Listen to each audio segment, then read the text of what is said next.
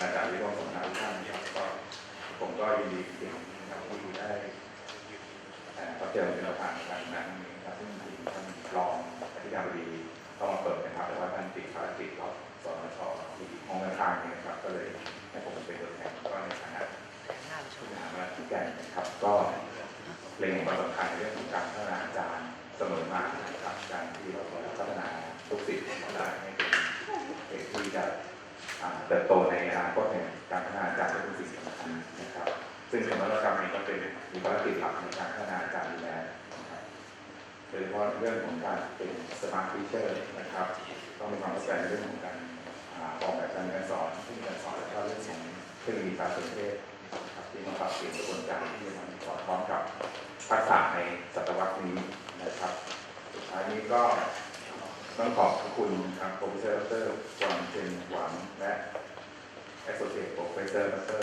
ไฮชุนชูจาก National Taiwan University of Science and Technology นะครับที่ให้เกียรติกับมหาวิทยาลัยขอนแก่นนะครับทั้งสองท่านมาให้ความรู้แล้วก็มาแลกเปลี่ยนนะครับเรื่องการสอนกับมหาวิทยาลัยขอนแก่นเราแล้วก็ขอบคุณทีมงานจากสำนักนวัตกรรมการสอนมหาวิทยาลัยขอนแก่นที่ทำหลักสูตรนี้ขึ้นมานะครับก็ได้เวลาพอสมควรแล้วครับก็ขอเปิดการสัมมนาจากการสอนโดยใช้เทคโนโลยีการพัฒนาศักยภาพการยุคผู้เรียนและขออวยพรให้การดำเนินการนั้นสำเร็จได้ดีและประสบผลสำเร็จนะครับกลับมาในเพื่อนกันโดยภาพรวมครับขอบคุณมากครับขอบพระคุณค่ะขอบพระคุณท่านผู้ช่วยอธิการบดีฝ่ายสื่อสารองค์กรนะคะซึ่งท่านก็จะอยู่ในการอบรมตลอดนะคะที่ท่านอยู่ได้เพราะว่าการอบรมในวันนี้นะคะเป็นหัวข้อใหม่ถือว่าเป็นหัวข้อที่มีการจัดขึ้นใหม่ที่นวัตกรรมก็เพิ่งเคยจัดในเรื่องนี้นะคะเกี่ยวกับ Ubiquitous Learning นะคะค่ะณโอกาสนี้จะขอเรียนเชิญพบกับท่านรองผู้อำนวยการสำนักนวัตกรรมการเรียนการสอนนะคะท่านผู้ช่วยศาสตราจารย์ดร.นิวัฒน์ศรีสวัสดิ์นะคะจะแนะนำเกี่ยวกับหลักสูตรการอบรมในวันนี้นะคะขอเรียนเชิญค่ะ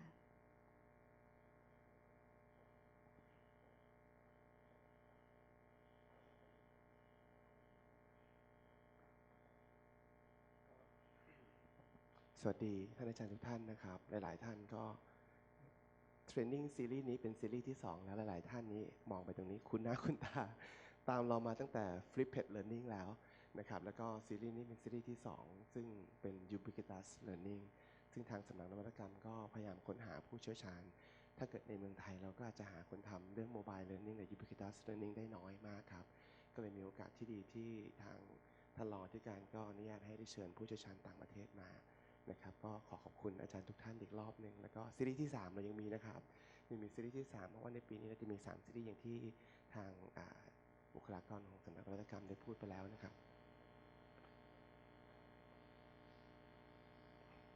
Okay, so good morning, ladies and gentlemen.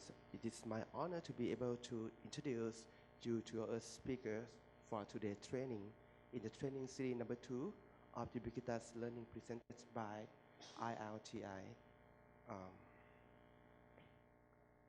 Professor Gwo-Jen Hwang is currently a chair professor at the National Taiwan University of Science and Technology. He is also Dean of College of Liberal Arts and Social Science at the university. He received his PhD degree in Computer Science and Information Engineering from the National Tung University in Taiwan in 1991. Professor Hwang served as an editorial board member and reviewer for more than 30 academic journals of educational technology and e-learning. He has also been the principal investigator of more than 100 research projects funded by National Science Council and Ministry of Education in Taiwan. His research interests include mobile and ubiquitous learning, digital game-based learning, adaptive learning, and artificial intelligence in education.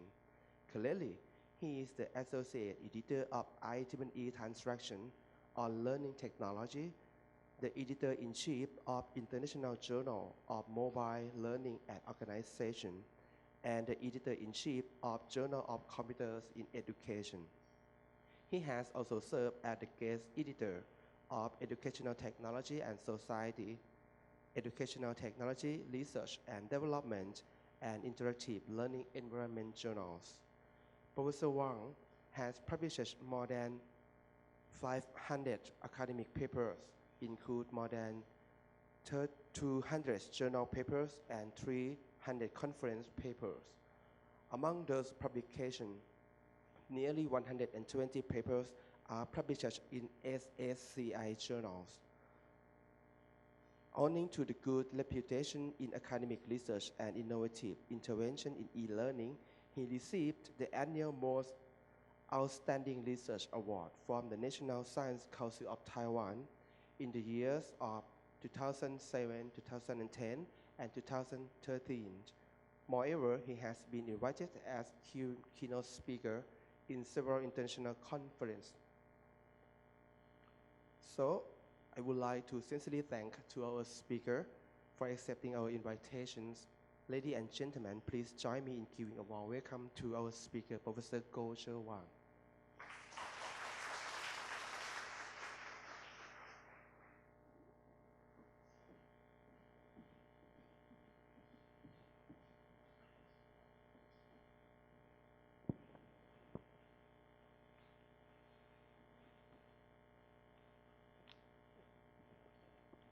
Okay. I'm very happy to have this opportunity to visit Khon Kaen University. And today my talk consists of two parts. In the first part, I would like to introduce the advancement of mobile learning research and application in Taiwan. And in the second part, I would like to introduce how to use mobile technology in school settings. So I will introduce 10 learning strategies and how mobile device can be used with those 10 learning strategies in the class, in your courses. So here comes the first part. Is the sound okay?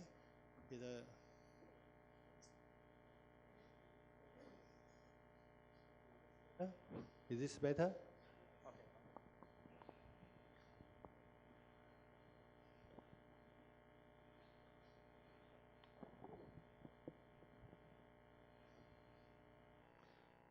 Okay, before we start, I would like to introduce my research lab. This is called the Intelligent Distance Learning System Lab. In this lab, we were founded by the National Science Council and the Ministry of Education of Taiwan each year for conducting mobile learning and digital game-based learning researches. And we have tried to apply mobile learning or game-based learning to various courses, including science courses, social science courses, computer courses, English courses, and nursing courses, and among the others. So this is the member of the lab. As you can see that someone looked familiar if you attended a wedding ceremony yesterday. Okay, and this is Niwa's wife. Okay. And the background of the member including computer science and educational technology. Can you see it? I think maybe you need to pull down that curtain. Yes, it's too bright. Yes. So you can see it clearly. Okay. And we also have a community of mobile learning in Taiwan. About 10 researchers from 10 universities will gather together to share our research experiments every 6 months. Okay, this is one of the events we have for mobile learning in Taiwan. Yeah, it looks better now. Also, we have many international research cooperation with the researchers from several countries, including the researchers team in Japan, in Sweden, Canada, and China, Thailand.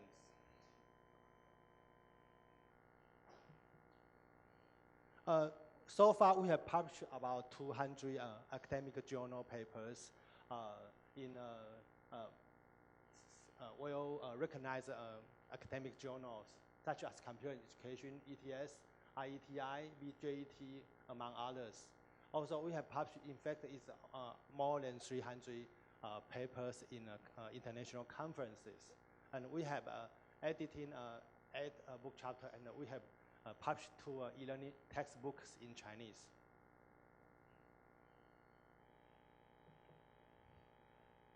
So before we start, I would also like to introduce what we have learned from the 6 SSCI index journals of e-learning.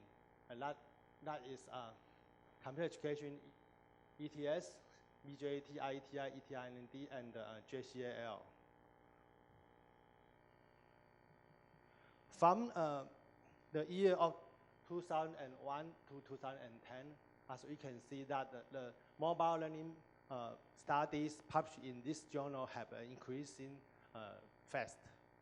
From 2001, only 2 papers, and to 2010, there are 54 papers in these journals. That means more and more researchers, more and more schools try to use mobile technology in school setting and try to do more research about mobile learning. So there are 2 frequently used term about mobile technology in education. One is mobile learning, and the other is ubiquitous learning. I think we heard people talk about those 2 terms quite very often. Mobile learning means it's a learning, a kind of learning using mobile technologies to facilitate the student to learn. It enables students to learn across contexts. Also, it emphasizes the use of mobile technology or the mobility of students in the learning processes. So it allows students to learn and to move and to learn in different locations because of the use of mobile technology. Okay, that we call that mobile learning. So it's a very straightforward and very simple definition that people use mobile technology in learning. So we call it mobile learning. It's very easy to understand. And what is ubiquitous learning? U-learning means learning can be proceeded at any place and in any time. Okay, but in fact, when we talk about U-learning, we did not emphasize that the learning need the need of mobile technology. Okay, we only say that learning in fact can happen at any place and any time. Okay, but with the help of mobile technology, nowadays we can learn in any place and in any time. So I usually say that mobile learning is a way to achieve the aim of ubiquitous learning. Okay, so now I did not try to distinguish those 2 terms. I think we just call it mobile and ubiquitous learning. Okay.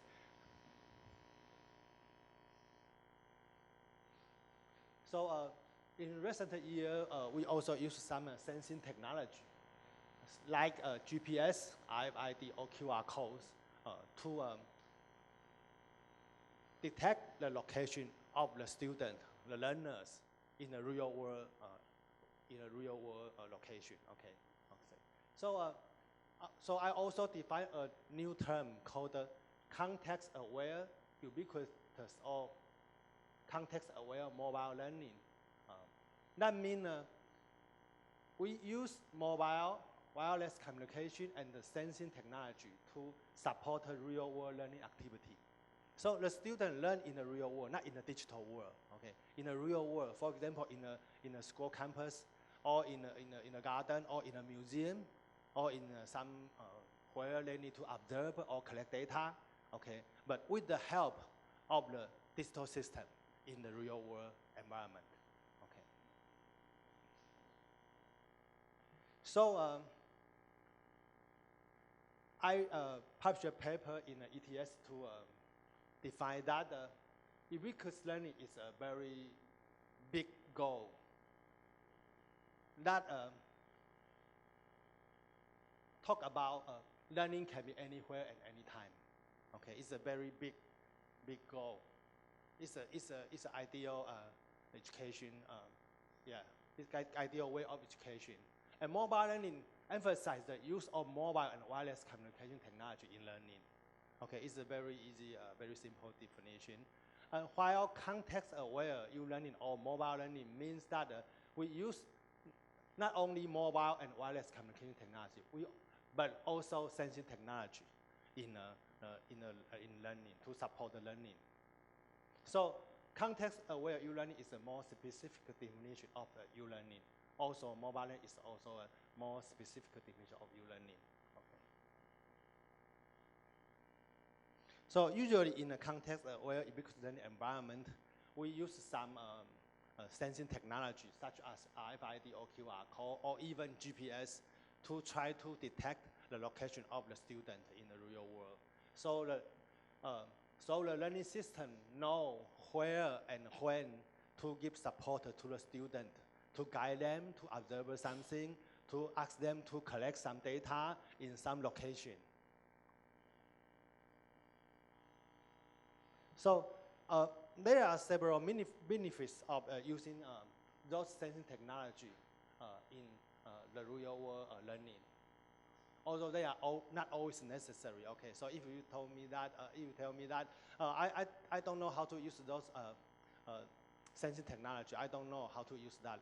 That's fine. Okay, it is not necessary. But if it can be used, there will be some advantage of using this technology. For example, the learning system can guide the student in the real world by detecting their location. So they know how to guide the student in the real world to, as I said, to collect data or to observe something in a real environment. The learning system can more actively provide the learning support. When a student in some real world environment, learning system can give them some hints or tell them what to observe in the real world. So the system can be more actively. Okay. For example, when a student want to do a chemical experiment, in some chemistry experiment courses, they need to do some dangerous experiment. Usually, the system do not know where and how and what the students are doing. Okay, the student just do it, and after maybe something dangerous happen or explode or something, okay, then he come to ask the system what happened, and then they say, oh, okay, you forget to lower the room temperature. The room temperature is too high, so you cannot do such an experiment. Okay, if we did not have sensing technology, but if we have sensing technology, the system already know that student go to the lab to do some chemical experiment, and the system know that the temperature in the room is too high. He can actively warm the student, please turn on the air condition before any dangerous things happen, right? So the student can be more actively tell the student. So with those sensing technology, more and more parameters can be recorded, so that the system can help individual student to learn in the real world in a better and more safer. Okay, so including the student's location, time of arrival, or even body temperature can be detected and recorded. Also, the environmental context, such as the environmental temperature, such room temperature, can be recorded. Also, the data collected by the student in the field can be recorded, such as the pH value of water. When the student in some culture area, they are asked to collect some data, and those data can be recorded. Of course, the personal data and also the environmental data in the database can also be used to support the student to learn in the real world location. So there are several research issues of mobile and ubiquitous learning. In this new learning environment, we try to propose a new strategy or tools for supporting students to learn using those new technology. We also try to develop adaptive or collaborative mobile learning or ubiquitous learning environment to help individual students to learn better. We also try to investigate students' real-world learning status from different aspects, such as their learning achievement and their problem-solving skill. Of course, we try to compare the learning performance of the student with a different learning style or cognitive style in learning activities. We also try to measure their cognitive load, learning motivation, and attitude after learning activities.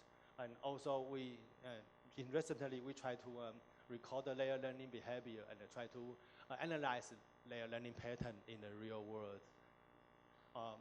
Of course, we also try to re-examine some well-recognized e-learning issue or model, such as the technology acceptance model.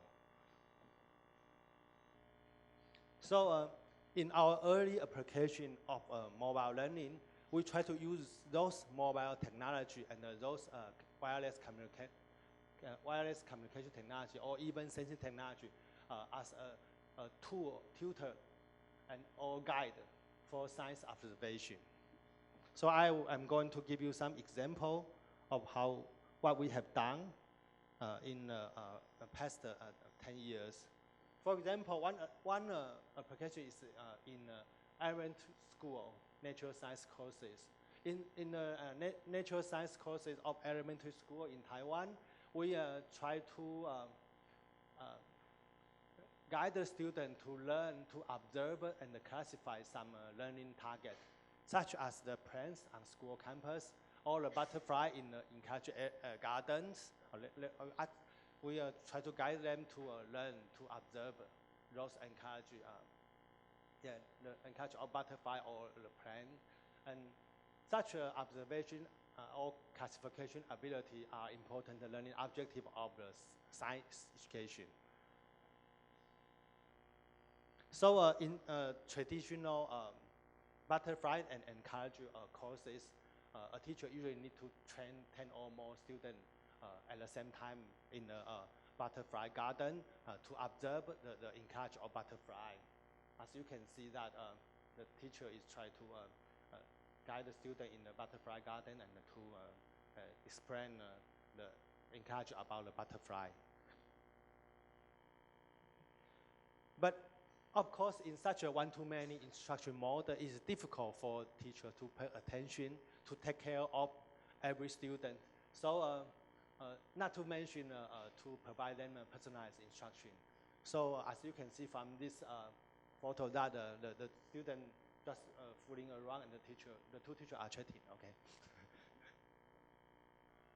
So we try to cope with these problems by the lead-in mobile technology to help individual students to learn in a butterfly museum.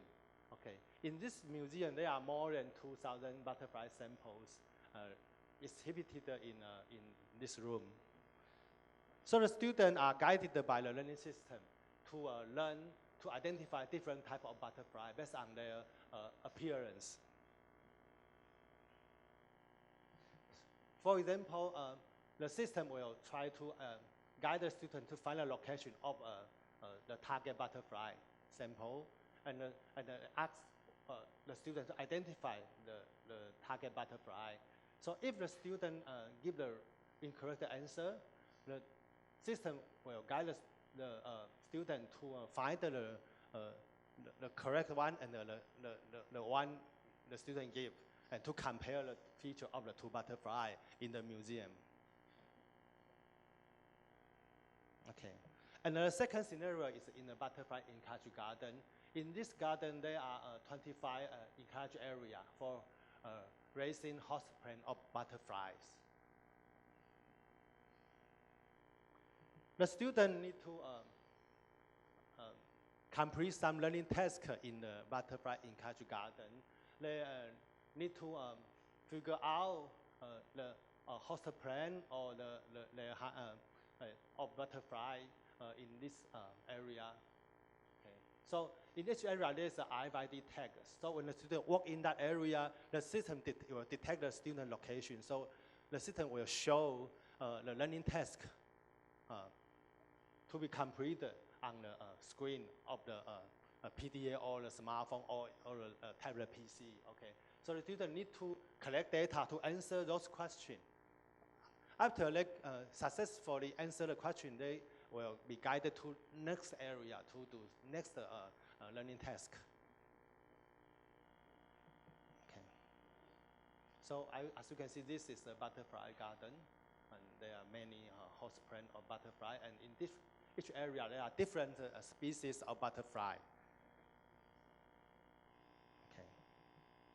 So from this early study, we find that there are some advantages of using ubiquitous or mobile learning approach. For example, we can provide a personalized guide for individual students in the real world. Okay, so we come with the problem in traditional instruction. That is, the teacher need to face many students at the same time. So the teacher cannot provide the individual student with the personalized instruction. But in this model, we can do that. Okay, so we also can provide the supplementary material and the hint in the right place and at the right time. So when we know where students are, and we can let them observe and collect data for answer the question related to the location they are situated.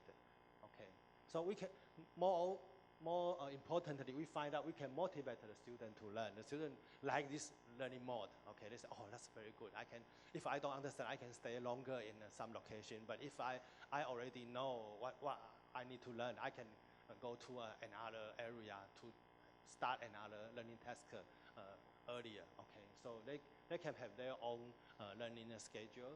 Okay, so however, we also find that to engage students in higher order thinking, more effectively learning support or knowledge construction tools are needed. So in recent year, we try to lead in my tools for supporting all other learning strategies to support students to learn in mobile learning or ubiquitous learning.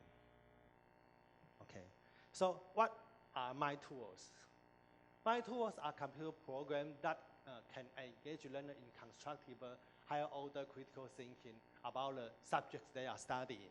Okay, from this definition, it seems that my tool is a very complex and very difficult to use tool, but it is not. Okay, my tool is a very simple tool. In fact, you know what are my tool, but the only thing you don't know is you don't know that they are called my tool. Okay, you know that tool. That tool are frequently used in a educational setting. Okay, so I would like to introduce two kinds of my tools here. The first is we call it the grid-based my tool. What is a grid? It looks like a table. Okay, you can imagine that there's a table. When do we use table to present something? We try to use table to present something that with a similar parameter, right? We list those similar things and with several parameters on the table, right? So in that case, we can call that the table is the my tool. Okay. Oh, the other is concept map. Do you know what is concept map? It's like a graph, right? They are node and link to link something meaningfully together. Okay. So these are my tools. So it's not very difficult thing, but it is effective. It can help students a lot in learning. For example, this is a grid, or you can think it is a table. Okay. When we try to let students to observe the plans on school campus, the teacher firstly lists those target plans on this table. This is a target plan. And this is the feature, the outside feature of the plans. The student needs to observe it. Okay, so this the leaf shed is long and thin, and this is the opposite of the opposite feature.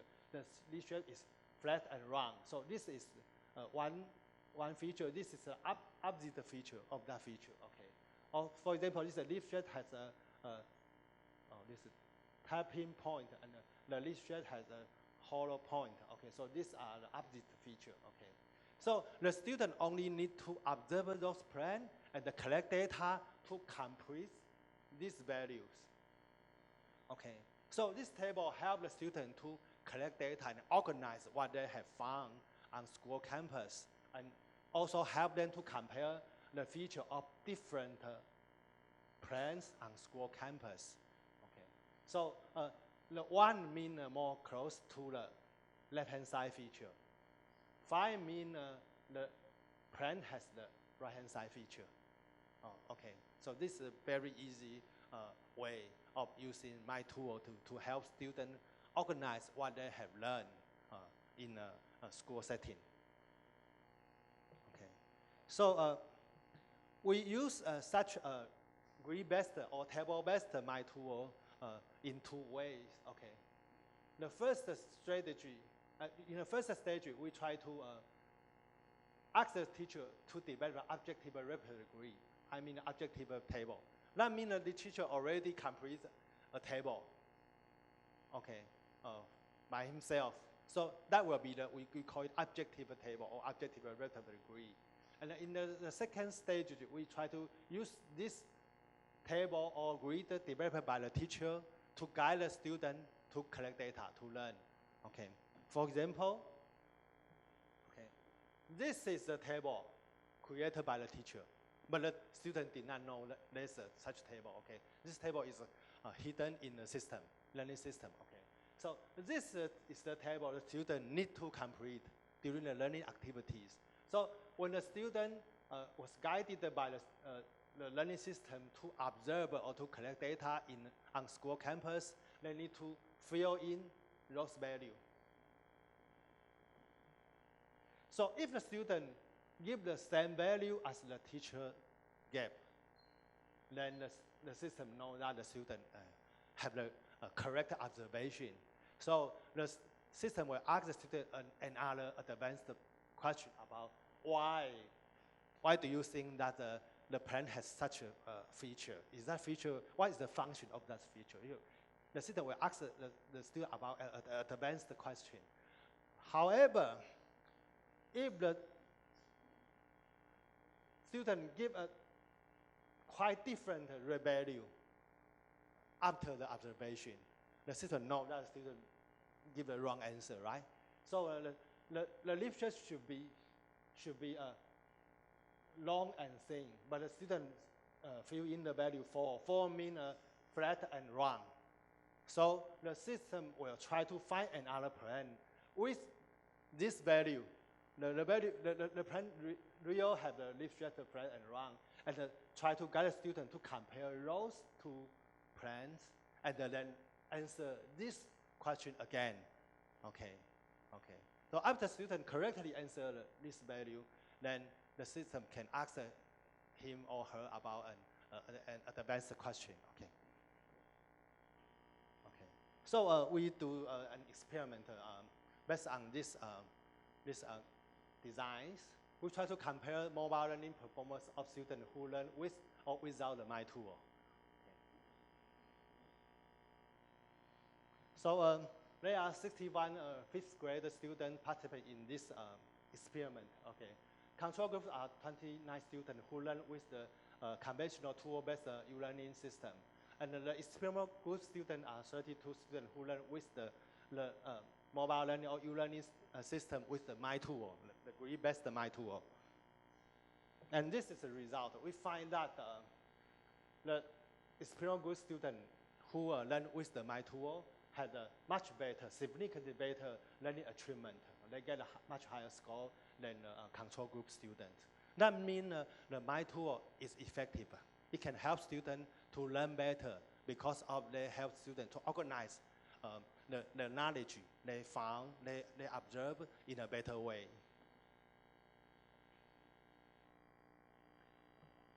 We have also a follow-up learning activity because we try to let students have a higher order thinking behavior.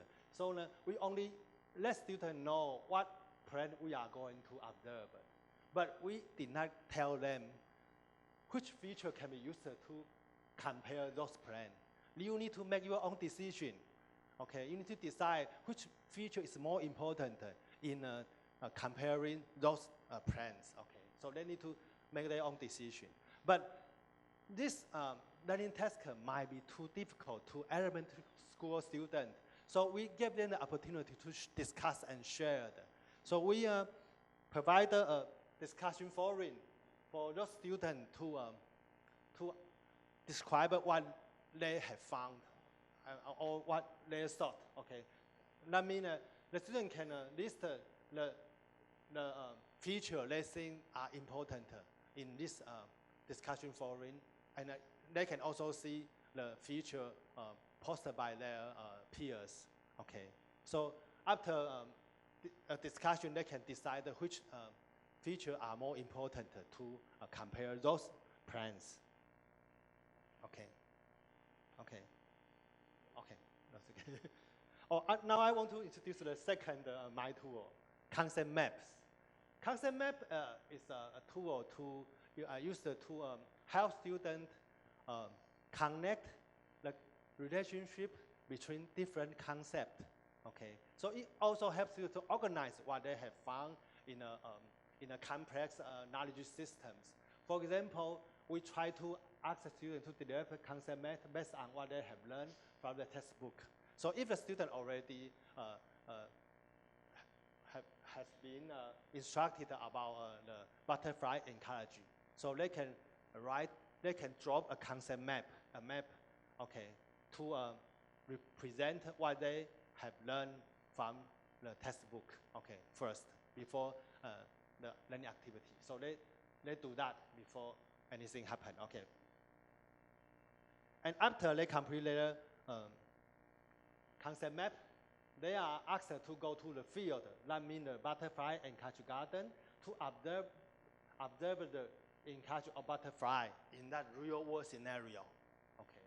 So during the observation, they can use the mobile device to read the concept map they already draw in the classroom. Okay. So they can compare the real world situation and what they have learned in the textbook. Is there any different? Did I miss something? Okay, or did something wrong in my concept map? So they can make some modification, or they can take some notes, and then they can go back to the classroom to modify their concept map. So in this activity, we try to help the student to link what they have learned from the textbook to what they have observed in the real world context. Okay. So this is the interface of the concept map system on the mobile devices. So when the student was situated in the butterfly ecology garden, they can browse their original concept map and they can make some modification. Also, they can take some note if they think it's difficult to modify the map via the mobile device. They can just take some notes and then go back to the classroom to do some modification later. Okay. So from this experiment, we also find that with the help of my tool, the student's learning achievement, motivation, and attitude were significantly improved. Okay, in comparison with traditional in-field learning or conventional tool-based mobile learning. Okay, so this implies that providing effective learning support or my tool or learning strategy or tools are very important to help students learn better.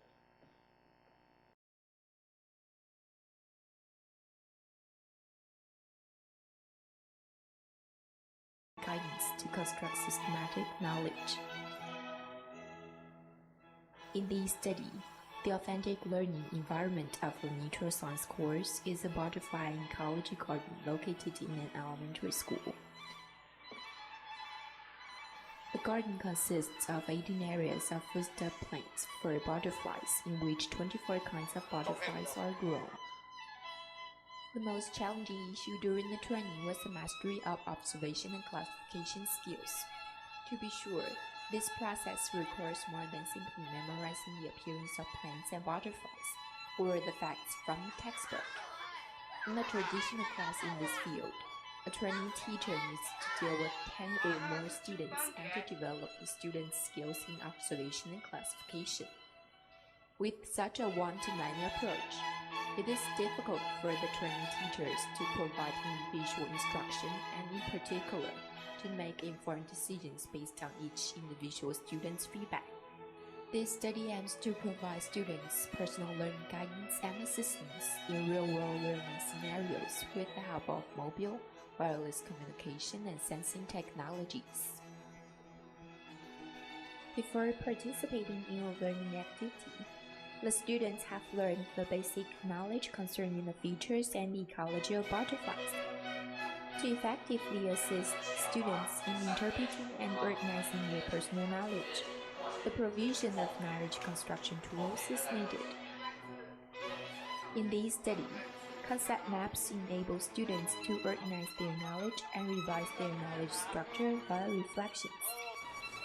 In the first stage of a learning activity, the students learned about the basic notation of concept maps. Moreover, a one-hour course is given to train the students to use the concept map tool. Concept maps employ visualized networks to present relationships among concepts. In the concept map, each concept is presented as a node, connected by links to form a proposition. Concept maps are in a hierarchical order where abstract concepts are arranged in higher order and concrete concepts are put in lower order. In the first learning stage, the students are asked to draw a concept map about the butterfly ecology based on what they have learned from the textbooks. In the second learning stage, the students are guided to observe butterfly ecology in the butterfly garden. They can browse their own concept maps on PDAs and compare them with what have been observed in the real-world environment. Based on the observations, they can revise the concept maps by adding, removing, or updating objects or relationships between objects via PDAs. Alternatively, they can take notes on the PDAs first and then make the revisions later in the classroom via personal computers. In addition, they can search the internet for related pictures and insert the pictures in relevant concepts to enhance their impression. It is interesting to find that in each learning stage, the students make significant improvements about the butterfly ecology. To sum up, real-world observation with concept maps as mind tools has enabled the students to observe natural ecology in depth and to have significantly better learning achievements. 我觉得使用 PDA 非常的方便，因为它是亲手操作，印象比较深刻。就印象比较深刻，比老师上的还要深刻，因为他点下去就有很多资料，老师只是那边讲一讲，还是有可能会忘记了。我们平常在上课的时候，是我们在班上先带过，然后先看那个譬如说 PowerPoint 啊、简报这些东西，然后让小朋友去熟视。去熟视之后，然后你去现场，可是现场跟我们的课程内容不是一样的。那可能在课本上，我们在上课的过程当中讲的东西，没有办法说在实地立即他们会连结啊。PDA 的好处当然就是它可以立即做一个连结的动作啊，所以他看到的东西会比较实际。那像我们常常小朋友在课堂上上网，我们上了很多蝴蝶，然后我们到现场去的时候，小朋友会说啊蝴蝶，那你问他那是什么蝶，他讲不出来，因为他没有一个很实际，除非你抓到前面去让他去比对说这个是什么，那是什么。那这个当然是它的优点，就是说它可以很快速的，而且立即的查询到他要的东西。他透过贵校这种用 PDA 这种 IFRD 的技术让孩子可以很清楚的看到它的真正的特点在哪里，它的差异在哪里，这样呢，他能够有更深刻的印象，所看到的更为精细，在比对上会更方便。比起你在那边看蝴蝶飞来飞去，那好太多了。然后我们现在要强调所谓的生命教育，所有不希望说孩子每一个都把蝴蝶抓过来，可能还没有看完以前，蝴蝶就被抓死掉了。那么透过这种电脑的方式来处理，他就不用去抓，而且可以观察的比抓过来看更仔细，因为这些教材是经过我们编辑过的。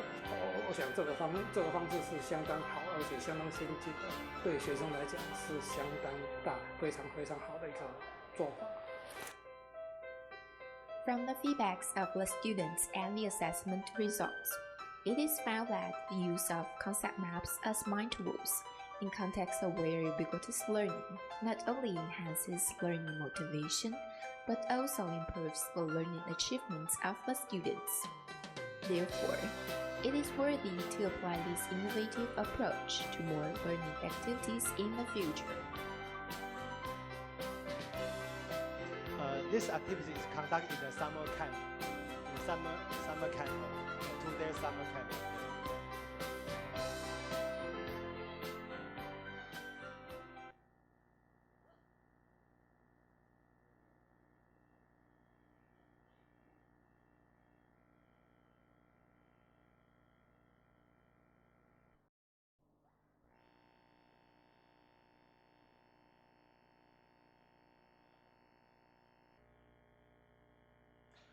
Okay, now I'm going to present you some other application of mobile learning. And the first one I would like to present was an expert system for complex experimental procedures in a university. Okay, so the course is called the single crystal X-ray diffraction procedure in a chemistry course, okay, or material course. So this experiment is the most effective method for analyzing 3D structure of compounded materials. Okay. So the learner are usually graduate student or PhD student in chemistry or material department. So it usually takes very long time for they to learn to do this experiment. Usually about 6 months or even to 1 year. Okay, then it takes them a long time to learn how to correctly do this experiment. And also the operation could be dangerous. So dangerous, I mean dangerous to the machine, okay, to the device. Okay, the device is very expensive, so it could be very dangerous. Okay, so the learner need full-time guidance during the training process. That means an experiment researcher need to accompany with every student when they are doing those experiments. And experiment usually take about 2 or 3 or 4 hours. So it's very time costly. So we have developed an expert system to guide those students to do the experiment. So the expert system is in fact a knowledge-based system. We collect the knowledge from those experimental researchers and then use those knowledge to guide the student, to help them check every step during the experiment. Okay. So the first step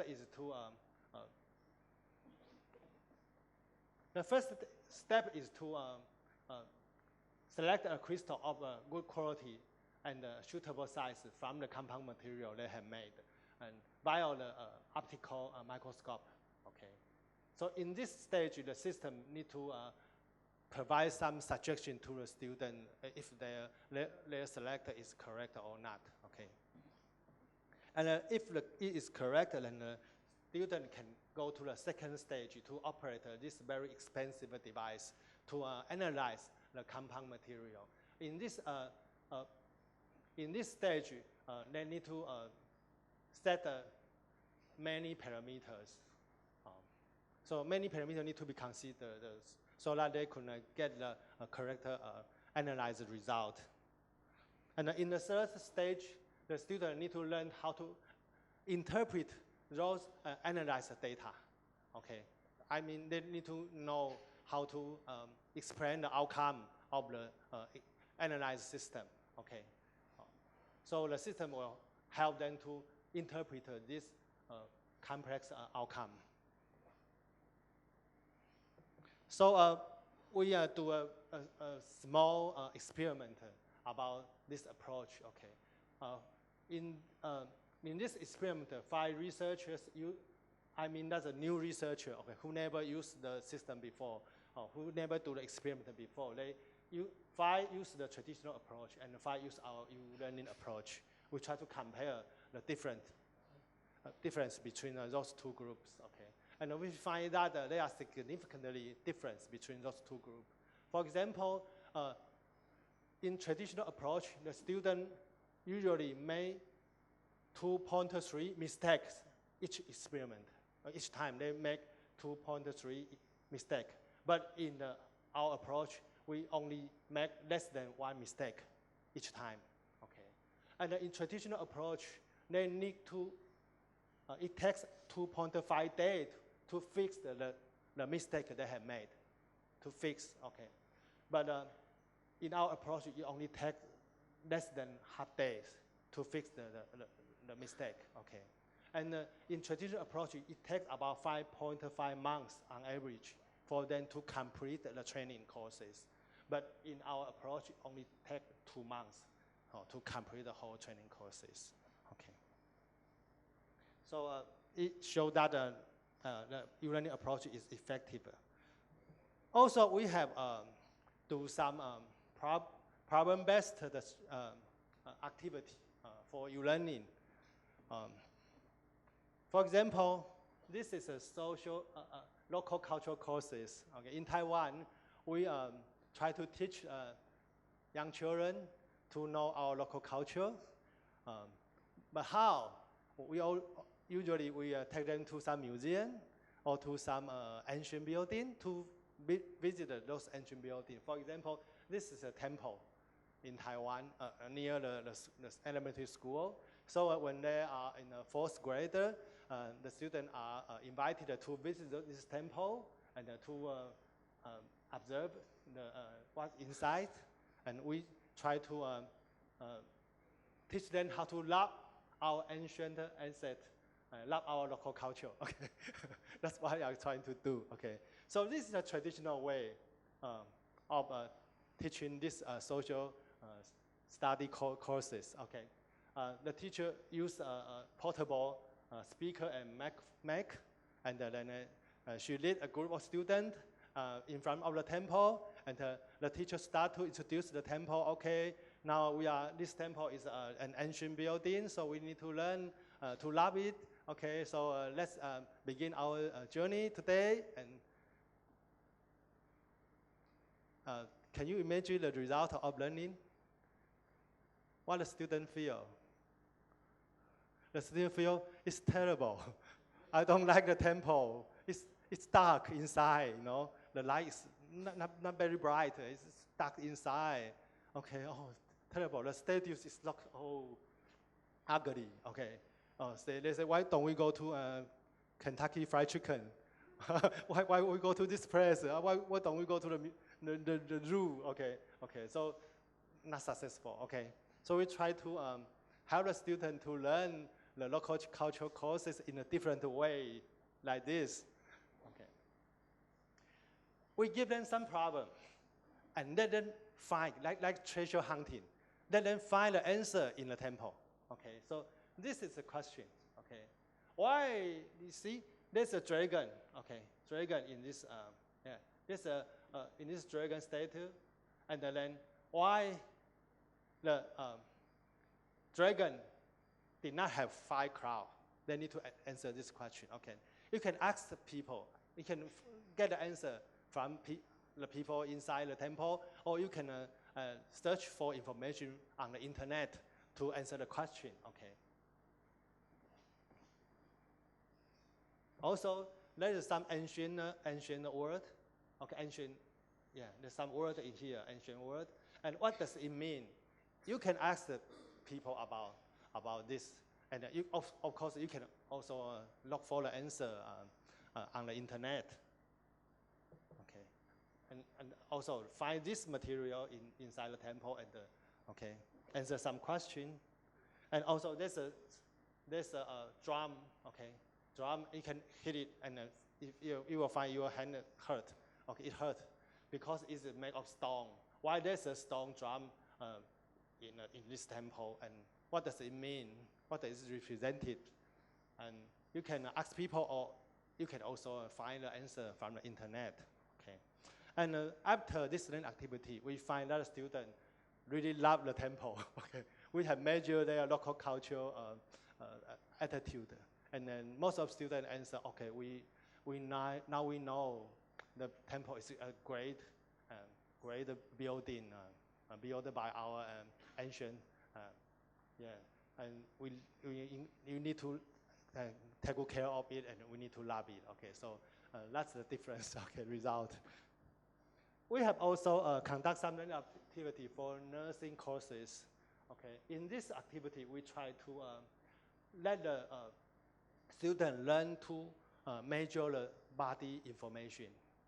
So if there is a patient sent into the hospital and he has some, for example, he cannot breathe, or he hurt in some part, and at that moment, in which location of body information you need to measure. Okay, so the student need to train to measure correctly and quickly. Okay, they need.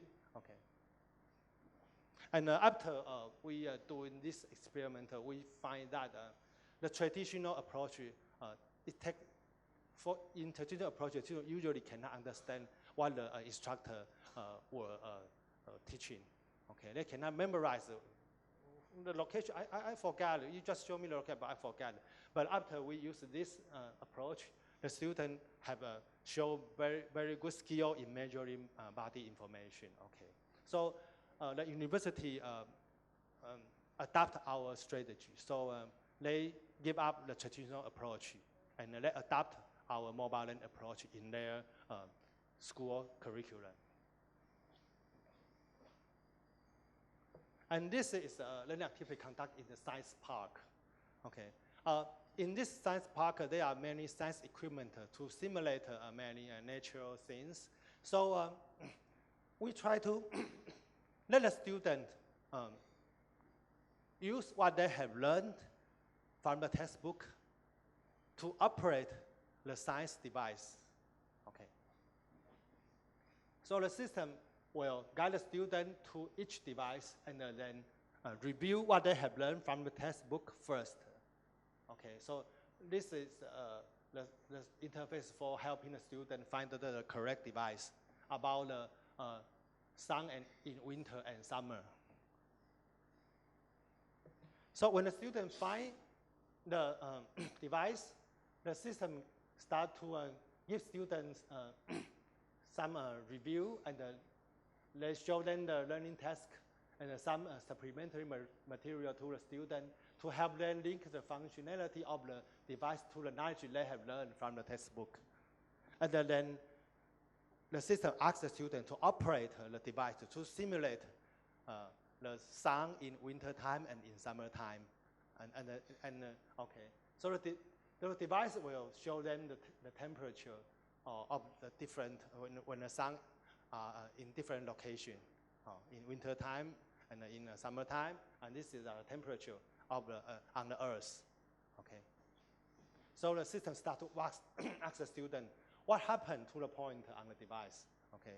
If the student correctly answer the question, that means they correctly operate the device. But if they failed, then the system will help them to review the whole procedure again until they make the correct operation, and then they can go to the second device. Okay. Of course, if the student fail, the tutor is giving. Okay. They need to review their knowledge, learn from the textbook, and then do the experiment again. Okay. And this is another application for training. This is for training the family of patient in the hospital to know the equipment and the environment in the hospital. Okay. So if we have some family who get ill, they need to stay in hospital for several days. Then there usually some equipment around the patient, right, to show the condition of their body. Okay. So if you are the family of the patient and there are some red light going, what will you do? You are very anxiety, right? You will feel insecure. You call the nurse, call the doctor, right? Oh, there's a light, there's a red light there, right? You will be panic, right? So usually that's nothing. That means, oh, okay, maybe sometimes it means nothing. But so we try to use mobile learning device to help the family of patient to know what does those devices mean. What is the environment of the hospital? Okay. So they won't be panic when something happens. Okay. And this is another application in a college for teaching architectural design courses. Okay.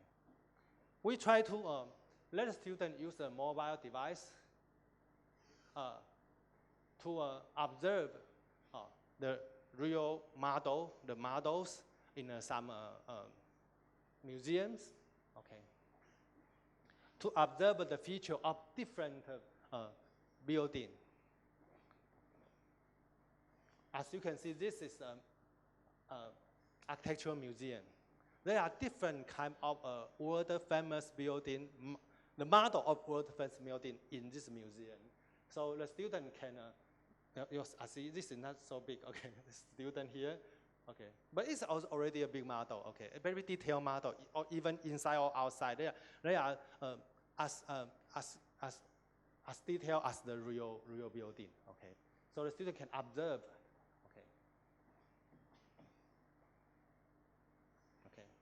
They can observe and take note on it, okay, about the very detail of the observations.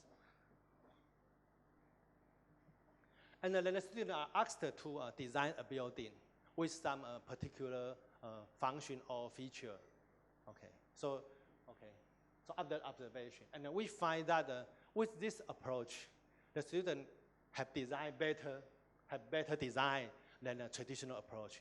Traditional approach means they use camera and just use a note, take some note, okay. But in our approach, they just take photo and they take a notation on the photo directly, or in the museums. Okay. So in each year, there are more than 1,500 students participated in our study. We try to use mobile technology in various courses, as you can see in my presentations. Of course, this is only part of the courses. And all of the experiments have been conducted by arranging an experimental group and control groups to compare the effectiveness of the mobile learning approach with the traditional approach.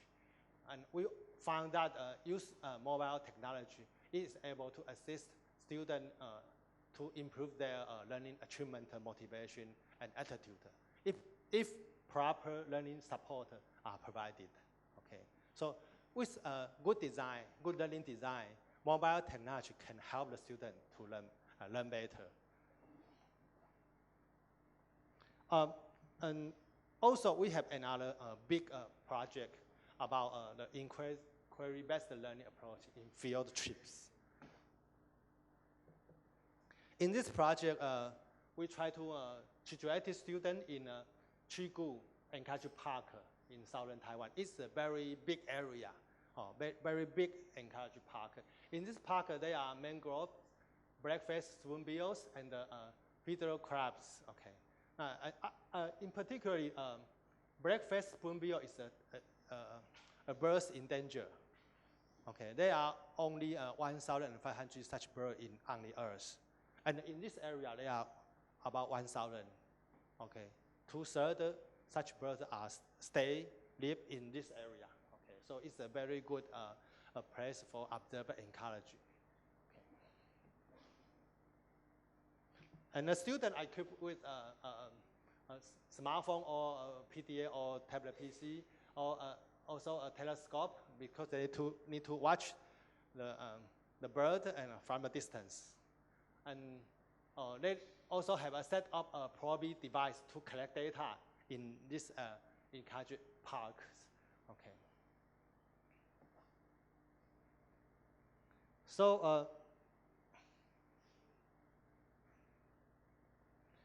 after doing research for these years, we try to organize what we have learned from this study, and we try to propose some effective strategy to help those school teachers to design learning activity using mobile device in school settings. So we have a mobile learning popularization or promotion project in Taiwan. This project is funded by the Ministry of Education and several enterprises in Taiwan. And we propose 10 mobile learning strategies and a learning model to help those school teachers, including high school teacher, elementary school teacher, or even college teachers, to conduct mobile learning activity in school setting. And so far, there are more than 300 schools in Taiwan participated in our project since 2013. Okay, these are the schools who participated in this project in Taiwan. In each school, we have assigned an advisor to them. So we have trained a group of advisors, and we assign advisor to each school. The advisor will go to the school twice or 3 times every semester to talk to the teacher in the school to help them design their mobile learning activity. So the activity should be tightly connected with the school curriculum. So these are the training courses for those school teachers. Okay.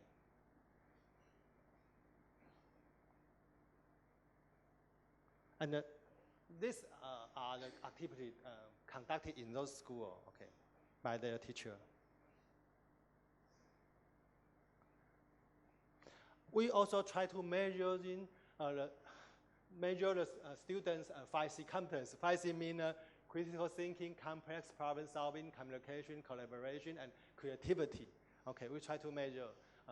Of course, it's not so easy to improve their such 5 competence immediately, but at least we try to see if they know, they are awareness of the importance of these 5 competence. Okay, they need to be aware of the importance of this ability first, and then they can gain the ability. Okay, so in this first part, I think it's time to make a conclusion. And so I think the popularity of a new technology, such as mobile technology, have brought us a new aspect of perceiving education. So it's worth to examine those well-defined, already defining many learning issues we pay attention in the past. Also, we can try to propose new learning models, strategy, or tools to help students learn better. And I believe that what we have done is really helpful to the student in the school. Or we can help those students to learn better. And so what I wanted to say is research is not just for published papers. Okay, research can also help students in the school to learn better. Okay, that's what I'm trying to do. Okay, thank you. จากที่ท่านประธานถามว่าแล้วนะคะเดี๋ยวเราจะเริ่มในช่วงของ Mobile and Ubiquitous Learning กันต่อนะคะขอเรียนเชิญค่ะ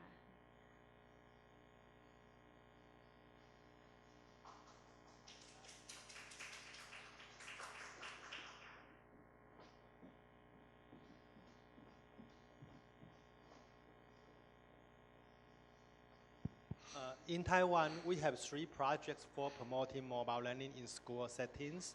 And the first project is for elementary school, and the second is for junior high school, and the third is for college or universities. Okay, so in the following, I would like to present you the mobile learning strategy we used to help those school teachers to design learning activity using mobile technology.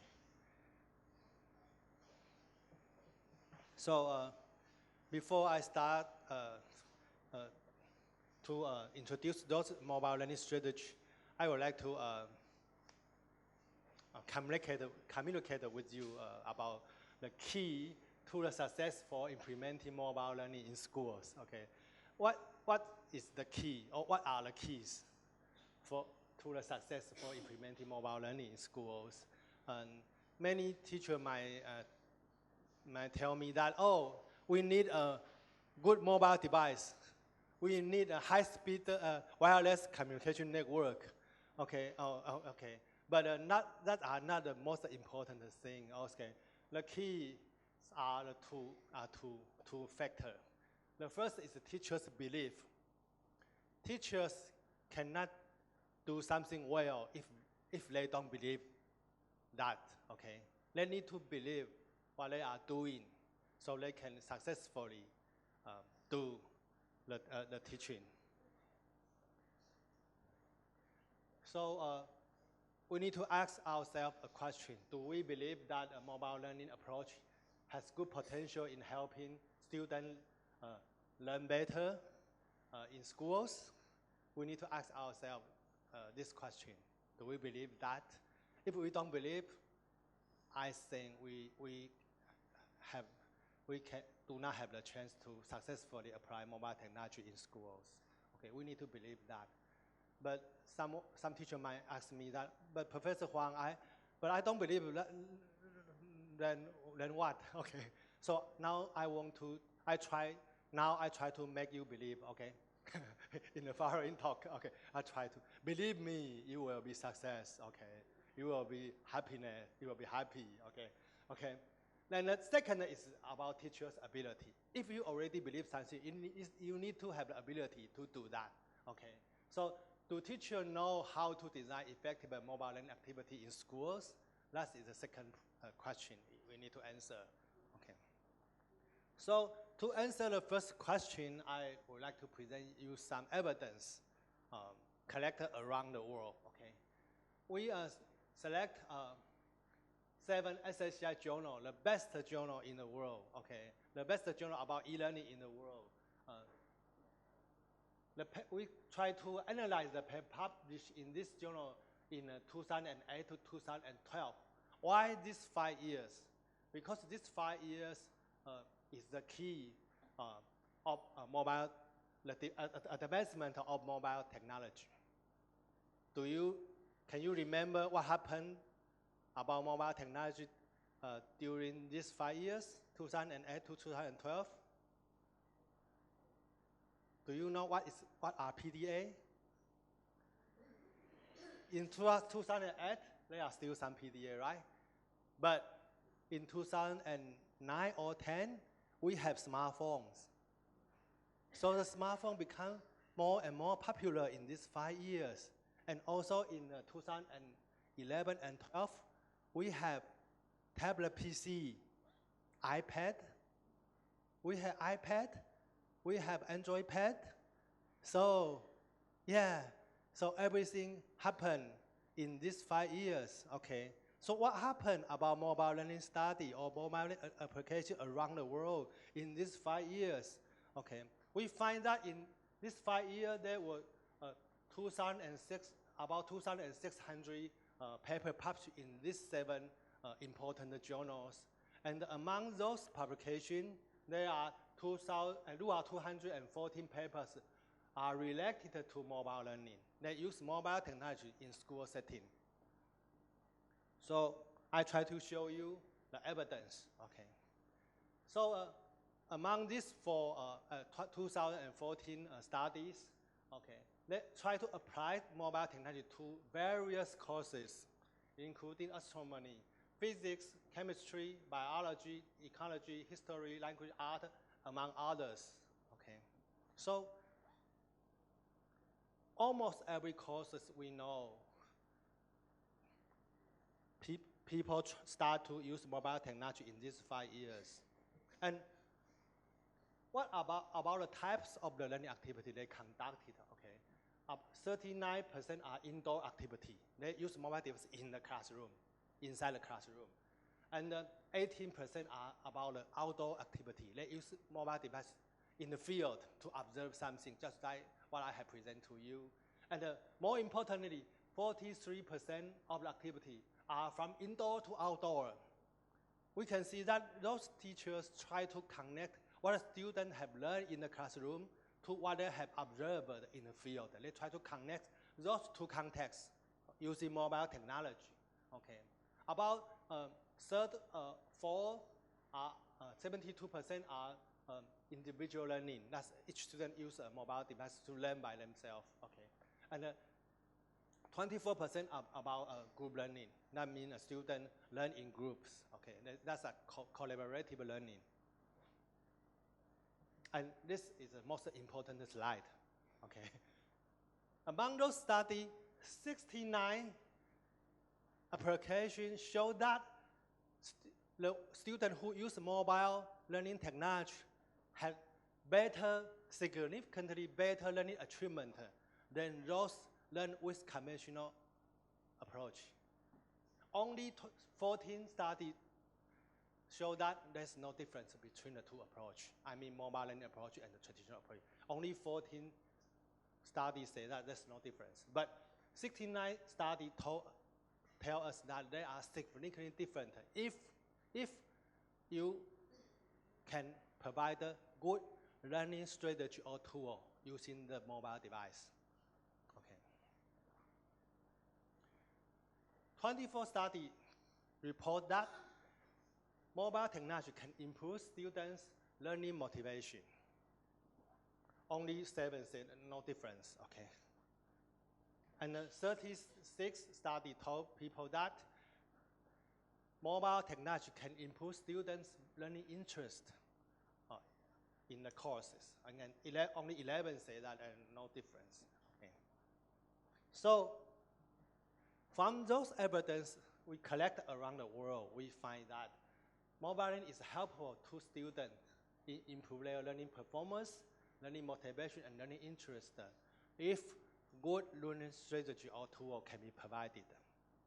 So in the following, I will try to show you how can we design a good mobile learning activity. Okay. First of all, we need to know the feature of mobile device. Okay, it's portable. Of course, it's portable. It's mobile device or portable. Okay. Okay. Even a desktop computer is portable. You know, you are strong enough. They are portable. Okay, but mobile device is absolutely portable. Okay, and easy to operate. It's quite easy. Okay, even my father. Okay, he is 80 years old. He know how to use mobile device, right? Every day he send message to me to show me what he have found on the internet. Okay, video, YouTube, from YouTube. Okay, and it is suitable for reading and searching information. It's very suitable. It's good reading, and it can use. It's very simple. You can just click, drag, flip over, and annotate. It's easy to use. It can take photo, video, audio for recording something. Okay, but it is not suitable for enter a large number of text typing because it does not provide the keyboard. So if you want to type a very long article, I think those modules might not be suitable. Okay, but it is good for recording, user recording, audio recording. It's good. Okay. So what are the advantages of those mobile devices? It can enhance the interaction between peers. It can enable students to learn anywhere and at any time, okay, without constrained by time and space. It gives the opportunity to learn across context. I mean, from one position to another, from one scenario to another. Okay, it can help students to combine or link what they have learned from textbook with the real-world scenario and their living environment. Okay, it can serve as a personalized learning tool. It can be used as a tool to collect data from the real-world environment. So you can, if you use Facebook, you can see that your students post many photos, post everything, their wedding, all the time, right? When they have a baby, they will post the baby photo all the time, okay? So they are collect something, they are show something, they are share something. That's the advantage of mobile device, okay? So here is the time to give you a test. Okay, this is a question. Consider that we are going to design a group-based learning activity, okay? There are two scenarios. The first is a traditional scenario. Okay, we access students, 3 students in a group, and a student learn in a computer room. Each student have a desktop PC, okay? So each group need to search for the information about global warming, and then each group need to give a report using a PPT, okay? Okay, do you know? This looks familiar, okay? This is quite frequently learning activity, okay? Okay, this is a traditional case, okay? Now we are trying to use mobile device. Okay, so what's the difference? Okay, there's 3 students in a group in a classroom. We don't need to go to a computer classroom, right? Now we are in a conventional classroom. Okay, each student use a tablet computer or a smartphone. Okay, not whatever, a tablet PC or a mobile device. Okay, they are asked to search for information related to global warming and give a report. Okay. Did these 2 activities make difference? Make difference? Is there any difference between these 2 activities? What is or what are the difference? Any difference? It looks the same. Each one has a computer, only big or small. Why? The location different only in a computer room or in a another are doing the same thing. How motivate the student? They can move. Yes, we know they can move. But why is it good? Because they can move. Why they can move is good? Don't you want the students to sit? They can share information. Good. Okay, this is the best answer I ever got so far. Because this is my first talk in English. Okay, but this is the best answer I ever got so far. Okay, very good. Okay, so yes, imagine that. Some teacher might have the experience that when you conduct this traditional activity, each student have a desktop computer, so they cannot leave the position. If they want to use a computer, right? If they to discuss with their peer, they need to give up their computer so they can work with their peer. Okay, so sometimes some students will give up. Maybe if 3 students in a group, 2 of them will give up their computer, and then they sit in front, in the back of another peers, and then they try to direct their peer to operate the computer, right? Use this keyword, copy paste this, right? Okay, no. Okay, 2 will direct 1 to operate, right? Okay, that's not the way of collaboration we expected, we want. What we want is something like this. Each student can search for information based on their knowledge and experiments. They can also bring what they have searched to share with their peers and to discuss with them how can we collaborate, how can we combine what we have found to generate a better report. That's what mobile device can do for us. Okay, even such a very, very small difference. Okay, during the learning process, it will produce very significant difference in the learning outcome. Okay, so we need to believe that. Okay, okay. So how can we design mobile learning activity in schools? First of all, we need to realize what do we have, what digital learning material we have. Okay, we need to digitize everything. For example, learning material, learning sheet, and the text sheet. Okay, I think that's not difficult because even we don't use mobile learning approach, we do that already. Okay. The second is to set up the learning environment. We need wireless network, and we need a server for providing learning, so students can download their learning material or they can upload their homework. Okay. I think this is not difficult because you can also use Moodle. It's good enough. Okay. We have mobile version of Moodle. Okay. That's not a problem. So the real problem is here. That's what I keep talking about. Examine and categorize the course content. Okay. The teacher need to know which part of the learning content is suitable for traditional instruction, and which part is suitable for in-class mobile learning, and which part is suitable for in-field mobile learning. I mean, learning outdoors. Okay. They need to design. They need to try to distinguish the learning content into these 3 parts.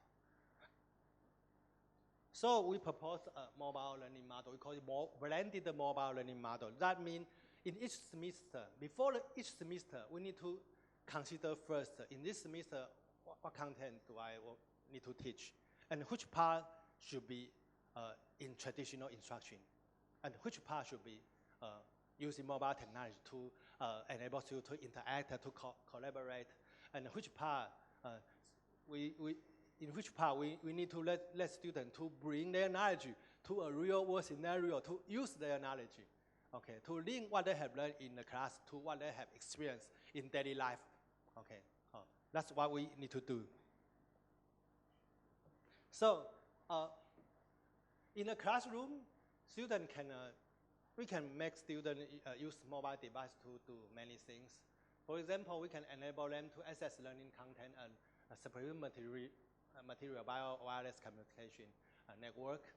We can have them use the mobile device as an interface of learning activity. For example, they can complete some learning sheet. They can vote for an issue using mobile technology. We can give them questions and they can vote. So we know how many students answer, choose which answers. We can ask them to fill in some questionnaires. Okay. We can conduct some issue-based activity. Ask students to collect data through the internet, organize and share what they have found. And we can conduct a collaborative or project-based activity. Ask them to develop a report or to develop something. Or if we have some app on the mobile device, they can work collaboratively. This is what we can do in the classroom. Also, we can also let students take tests or hand homework via the mobile device.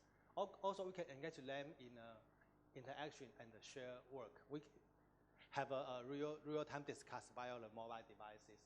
We can record their learning status. We can also use the mobile device as a teacher-parent communication tool. Okay, so we can do many things. In terms of the outdoor activity, I mean in-field activity, there are two types of outdoor activity. The first activity, we enable students to learn ubiquitously. That means students can learn in anywhere and at any time. For example, in the English courses, if we want to let students learn the English vocabulary, okay, with the mobile device, they can practice the vocabulary when they're waiting for a bus or when they are in the toilet or something. They can anytime, okay. Oh, that's one way to use mobile technology. But there's another way. We call it a combined real-world context and learning. That means situated learning. What does that mean? If the student is waiting for the bus, they can practice something related to the bus station, some vocabulary related to the bus station.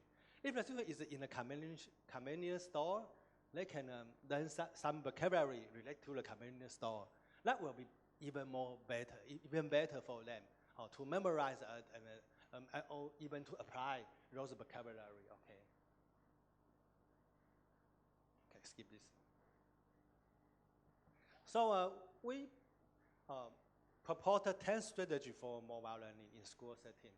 The first is called guided learning. Okay, this is the most common adopted strategy in Taiwan, at least in Taiwan. Okay, use mobile technology as an interface for acquire more knowledge, more supplementary knowledge.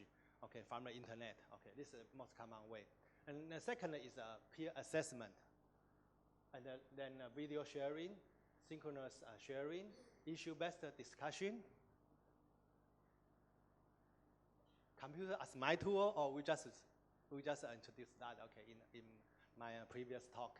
And project-based learning, digital storytelling, inquiry-based learning, and contextual mobile learning. Okay, so in the following, I shall introduce these two strategies in detail. And I believe that your cognitive load will be very heavy because you need to learn 10 strategies at the same within 1 hour.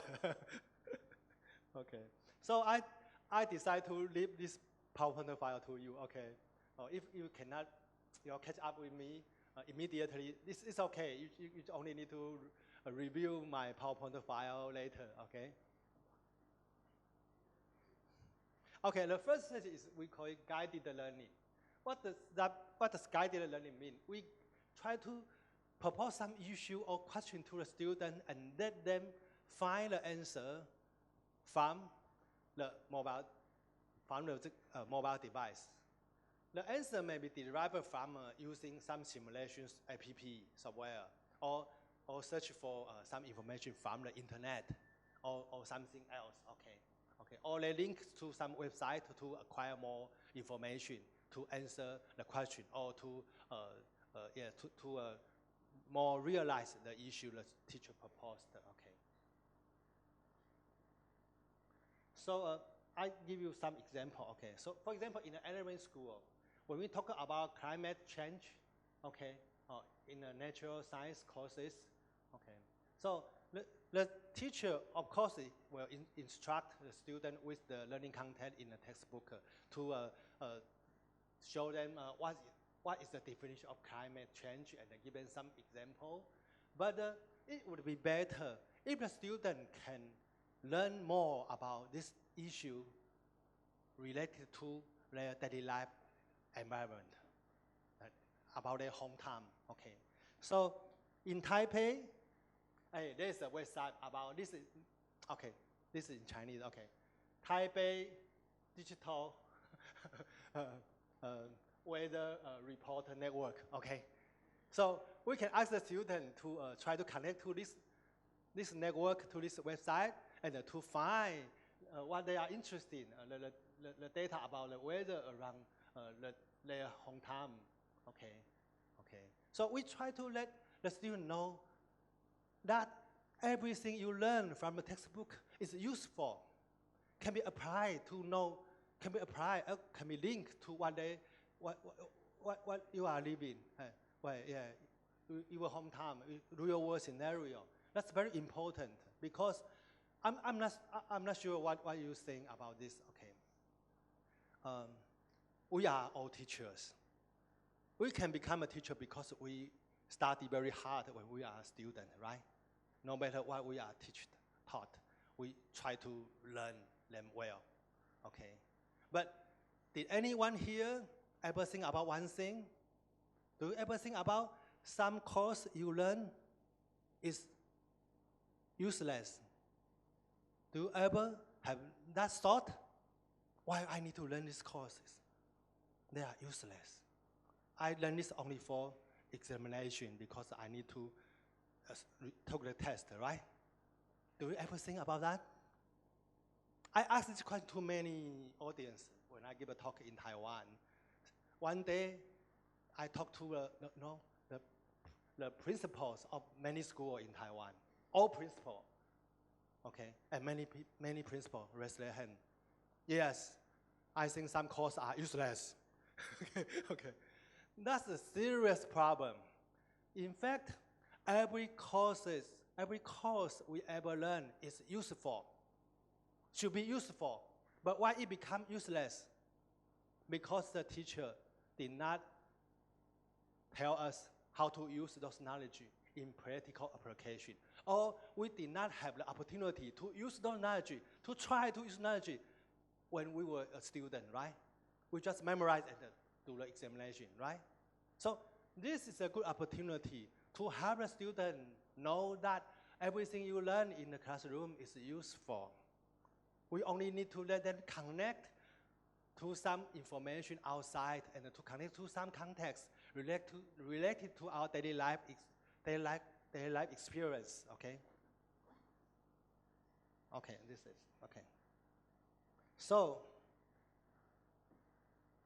the advantage of guided learning not only can let students know what they have learned and to find in-depth question from the supplementary material, but they can also make connection between textbook and real application. That's very important, okay.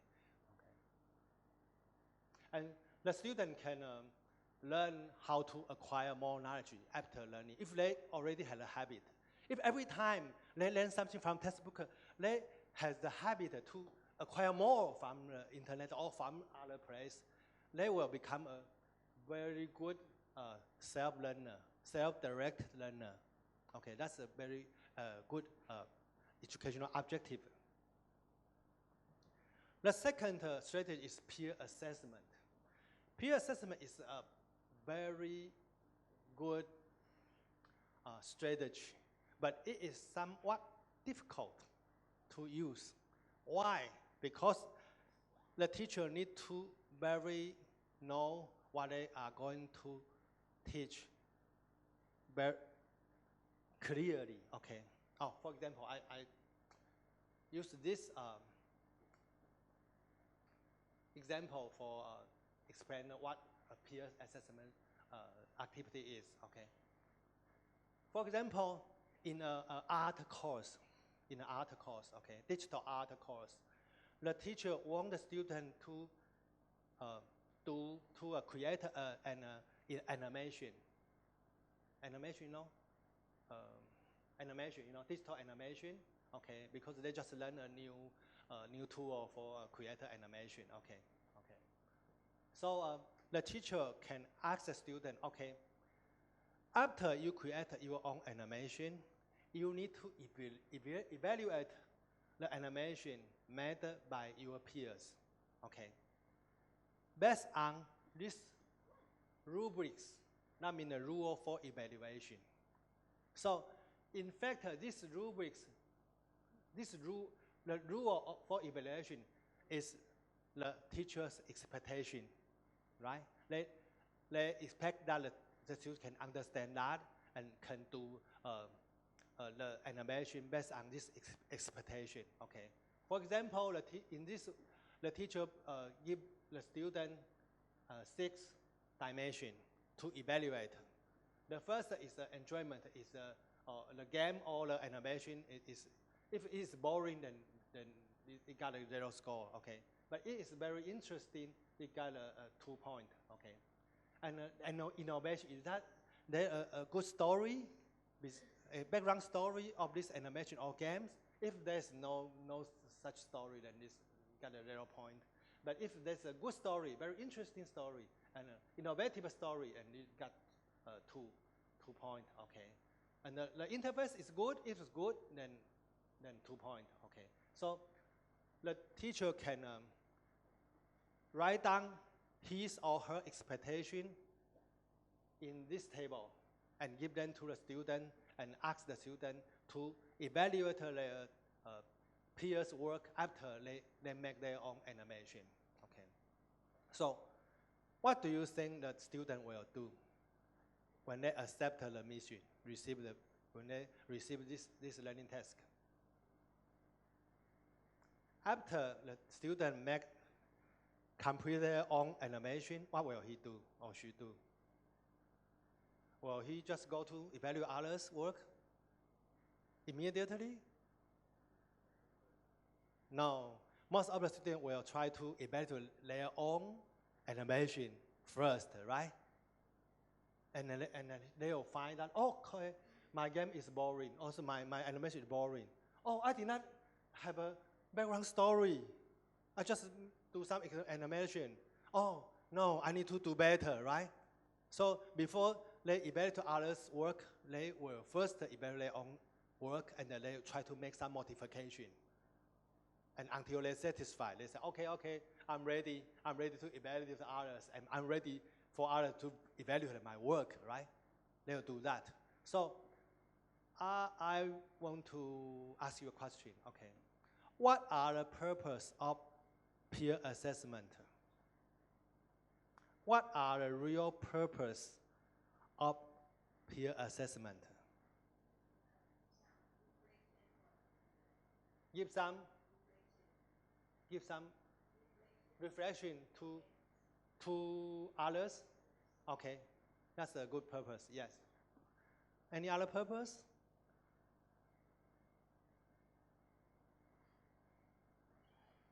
In fact, I have published several peer assessment studies this year. I will find some interesting results, okay?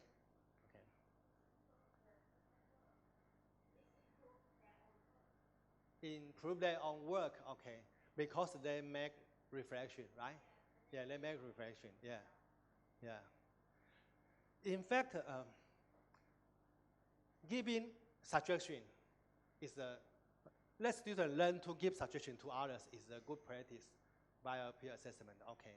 Make reflection and improve their own work is a good purpose of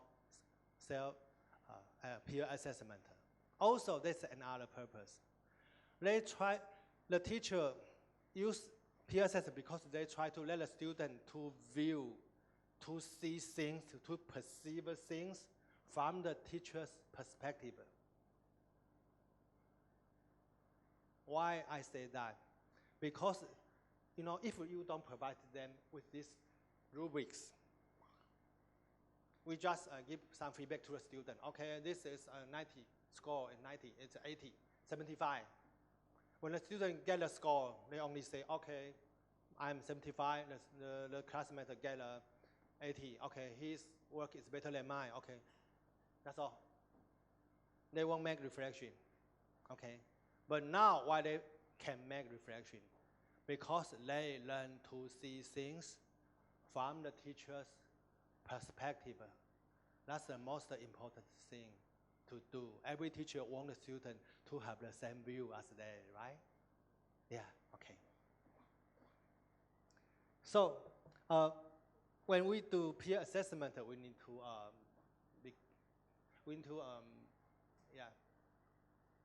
realize something. Okay, usually we use 3-pointer or 5-pointer scheme in the rubrics.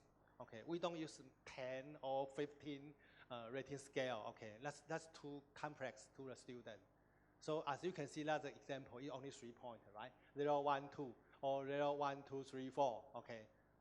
I suggest 5 is good enough. Okay, maybe 4 is good enough. Okay. Also, we need to encourage students to give feedback to the student. Not only score the students their peers' work. Not only give the score, but also they can try to learn to give some suggestion to their peers. Okay. And the third strategy is called video sharing. This is the easiest way to conduct a mobile learning activity in the classroom or in school setting. Okay. Let me show you an example. Okay. If you are an English teacher, you just taught the student 10 new vocabulary or 10 new words, English word, okay? And you want the student to find more information about those 10 words, and then you want them to practice, to memorize these 10 words and to practice using these 10 words. What will you do? You just ask the student, okay, when you go home, you learn the 10 new words today. When you go home, you need to practice more, okay? And they say, okay, right? But did they practice more? Did they try to find more information about those 10 words? No, they do nothing. They did nothing, okay? So what will you do? You only need to take 1 minute to tell the student, okay, today we learn 10 new words, right? So the homework is you need to go home and then write a short article about 200 words or 250 words using those 10 words, okay, in your article.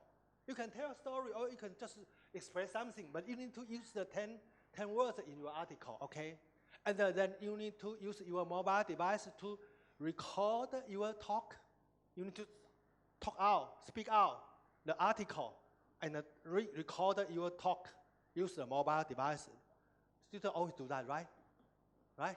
Okay, record, okay, and speak out. And after you record your video, you need to upload it to YouTube. You know YouTube? And in the next week, we will share your video to all the classmates. Okay. So now you can, okay, 1 minute. Okay, only take 1 minute to explain the learning task, okay? Can you imagine what students will do after the class? Except complaining? What will they do? They try to find more information about the 10 words so they can, can generate, right? They try to find some sentence, right? About something from a dictionary or from the internet relate to those 10 words, right? and so they can put those 10 sentences together to try to generate an article, okay, a meaningful article, right? They will try to do that, right? Okay, and what will they do? What else will they do? After they complete an article using those 10 words, finally, okay, they collect many information, and finally they have their own article, and what will they do? Add more words, and because most of the students don't have the experience in writing an English article, right? So sometimes, in fact, most of them will seek help from someone more professional, or someone better English skill, right? They will, and most of them will try to find. I'm not sure if you have missionary from America, the 2-person riding bicycle. In Taiwan, they do that. Okay, the student always on the road to find if they are missionary. And I said, oh, here come, welcome. Could you read the article for me to check if the grammar is correct, if the spelling is correct? Okay, they will try to seek help. Okay, they will do anything they can do to improve the article. Okay, and after of course the missionaries tell, okay, the article is good. Okay, what will they do? Not yet. The task is not yet finished, right? They need to try to read. Yeah, try to read it out. Okay, and they try to learn how to read every word in the article. Okay, and again they will try to find a missionary. Okay, could you check my reading if my pronunciation is correct? Okay, and then they practice several times, and then they start recording, right? So the first time they record the video, what will they do? Erase it. They browse it first. Okay, they watch it first. They will feel, okay, terrible video. Okay, erase it. Right. Record again. Okay. Usually, they will record it 20 times before they feel satisfied about their video, and then finally upload the video to YouTube. Okay. In fact, the video made in the last time and the first time are almost the same. They only get used to the video. Okay. I give up. I just upload it. Okay. So you can imagine within the weeks, the students have gained much knowledge about the 10 words and practice many times about the 10 words. During the week. Okay, so the teacher, again, that's meet the teacher's expectation, right? But the best thing happened in the next week in the class. You can imagine when you show every student's video, how happy they are and how excited they are. You can imagine that? Okay, so that's the most popular strategy, mobile learning strategy in Taiwan last year.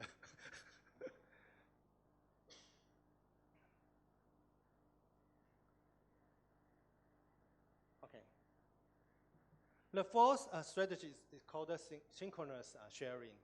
That means we let the teachers and the students' mobile device synchronized via the wireless communication network. Okay, so every word the teacher type or everything the student drop will distribute to everyone immediately. So teacher and student can communicate, or teacher can assign some homework to a student and ask them to discuss immediately in the classroom. Okay, and some teacher might ask me that, why don't we just use the whiteboard to discuss? Would that be easier? Believe in me, okay? If you do that, no student will be the volunteer to express their thought. Okay. Use this synchronous sharing. Students are very willing to express what they know or their idea. Okay, they will they would like to share their idea via this way. Okay. Another fifth strategy is called the issue-based discussion forum. Okay, this in fact such a strategy has been used quite often in a traditional e-learning. You just open a discussion forum and give an issue to the student and ask them to discuss the issue online. Okay, that's easy, right? But why we need to emphasize it is a mobile learning strategy here. What is the difference between the traditional online discussion forum and the discussion forum using a mobile device? What is the difference? Any difference? In fact, we need to discuss what is the difficulty of establish an online discussion forum or manage an online discussion forum. If you are a teacher, you open an online discussion forum and give an issue and encourage students to discuss, and what will happen? What is the most challenging? What is the big challenge of this learning activity? There's only one challenge. No one will discuss in the forum, right? You can try. You give an issue. Oh, we discuss global warming, okay? Dear students, global warming is a very important issue. We need to discuss this. Okay, we need to know it better. Okay, let's start discussion. Okay, after several days, you just log in the system and see no one discuss here. And the teacher will post another information. Oh, global warming. What is global warming? I give you some example. It's very important. Okay, and okay. 3 days later, you check again. Oh, no one. Only the teacher talk to himself. Right? Yes. Then what will you do? You become very angry, right? And you ask the student, everyone need to post at least one information. Okay. And then one student post, oh, I feel global warming is important too. And the end. Okay. No, that's not what we need, right? But what's the difference if they use mobile device? Remember what are the features of mobile device? They can collect data. They can take photo. They can take video, right? They can share. No wonder so many people are sharing information on Facebook, right? Yes. So everything is becoming different if you do the same thing via mobile technology. Okay. So we can encourage students to collect many things, many evidence about global warming in their hometown. So they will be more willing to discuss. Okay. Oh, okay. I need to be quick. And the sixth strategy is computers as my tool. I just present to you what we have done, right? Okay. So my tool is a good tool for helping students organize what they have learned. Okay, you can either use a GUI-based my tool or concept map my tool. Okay, you can use both. Okay. So what are the difference between these two my tools? When you need to adapt GUI-based my tool and when you need to adapt concept maps?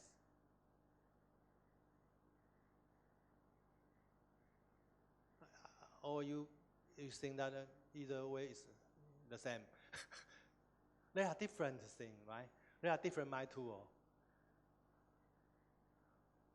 When we use table-based my tool, when you use that table to help students collect what they have learned, when you use the concept map,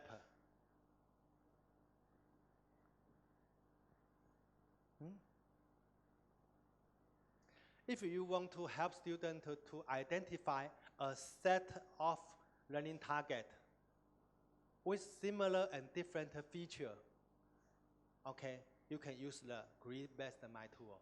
Okay. If you want to help students to connect some concept in a complex knowledge system, you need to use concept maps. Okay. Are we clear? Okay.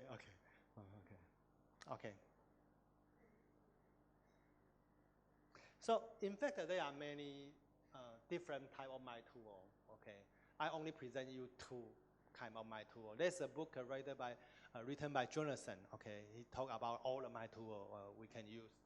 And another my tool, as you can see that most of my tool are surround our daily life. You know, database system can be a my tool. If you ask students to create a database, okay, the database become a my tool. Because when students try to create a database, they need to recognize those, the feature in those data, right? They need to define each the attribute of to represent all the data set, right? So when during the process of creating database, the student try to organize what they and interpret the data they have collected. Okay. Spreadsheet, Excel can be a my tool. Do you believe that? If Excel is only used for calculating something, it's not a my tool. Okay. To adjust the student score in a semester, that's not my tool. Okay. When? Yeah, you can embed it. Some formula, for example, the speed formula in the Excel.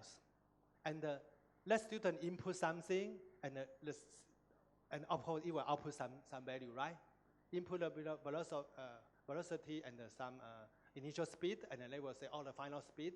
And okay, if they input something, they will put out, the outcome will be another value.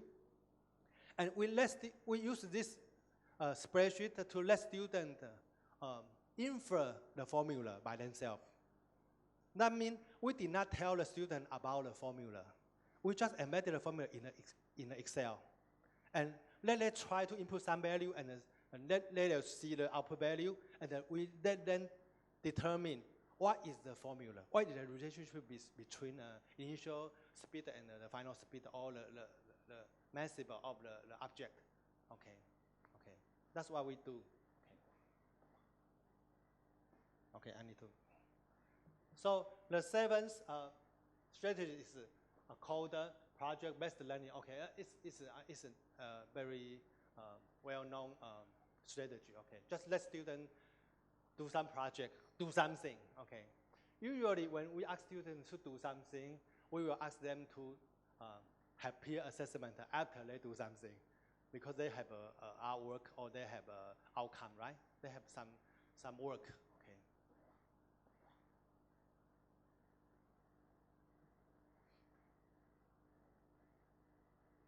These are some examples. Okay. And this is another interesting strategy called digital storytelling. How can we use digital storytelling as a strategy in different courses? Okay, it's very easy, just like a video sharing. Okay, the difference between video sharing and digital storytelling is that digital storytelling is a group work. Students need to do this in group, but video sharing is every student do their own work, right, by themselves. Okay. So, for example, if you teach a new unit, okay, a new learning unit, and you want the student to learn more about that unit and to comprehend more in depth about the unit, what will you do? You can ask the student in groups, okay, to create a story. To create a story, and in the story, they need to explain everything you teach in the class. Okay, in the story. Okay, so they need to write a script, and they need to. But in the script, they need to put everything they learn in the course, in the class, into the script, and they need to act and take video. Okay.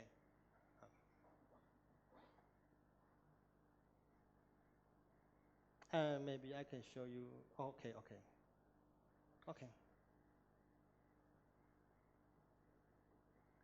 So I ever read a paper on computer education. Okay, the teacher teaching biology, In the biology courses, the teacher talk about DNA, RNA. Do you know that?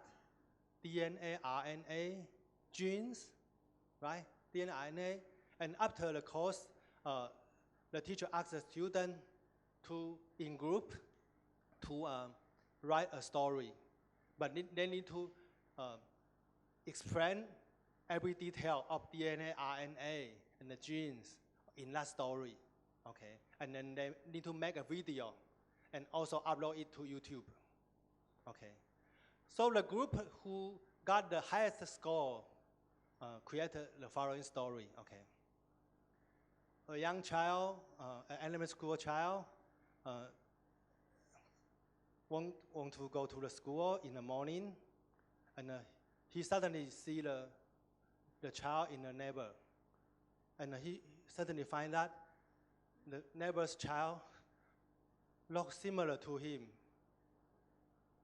They look very similar, and he start to wonder why the neighbor's child looks so similar to me. And then this child go to school, and the teacher teach them about gene and DNA, RNA, about how parents' future will inherit by their children. And this child become more suspicious. Yes. Oh, okay. I need to try to investigate this thing to know the real fact. Okay. Then and after some investigation, he find a very amazing result. Okay. This is the story the student write. Okay. But the more important thing is the student explain the DNA, RNA, and the gene in very detail in the story. Okay.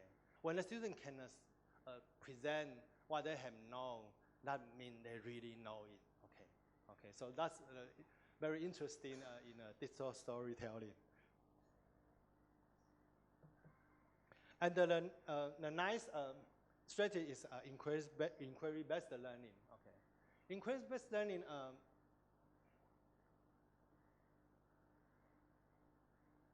For most of the learning activity, teacher usually raise some question and let student to find the answer. Okay.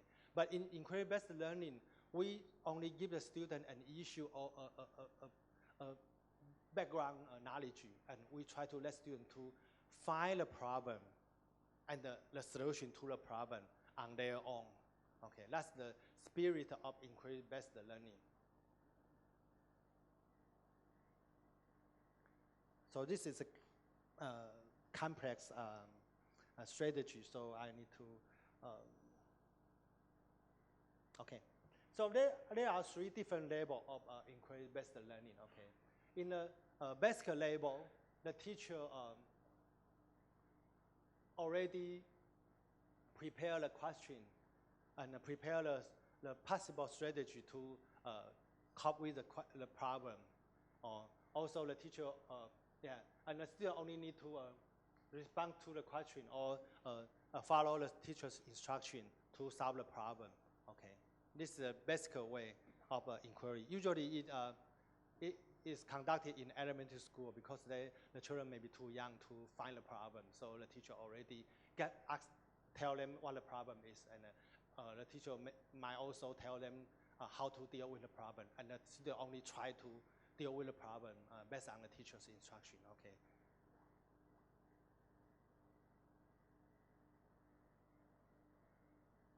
And the second level is about guided inquiry. That is the teacher only give the problem to the student, but the student need to find a way to solve the problem by themselves. Okay. And then the third level we call it open inquiry. That is everything need to be done by the student. The teacher only give them some topics. For example, in Hong Kong, there's an elementary school. A teacher asked the student to find about the dangerous place in on school campus. Okay, they need to find what are the dangerous places on school campus. So the student need to try to find the problem. Maybe there's no problem, but there could be some problem on school campus. Okay, so they need to find the problem by many ways. They try to review some people, some student and some teacher or some staff in a school to ask them is there any happen some accident in our school, or they try to use some questionnaire to collect many opinion from the teacher and student to check if they think that there are some place that have a problem.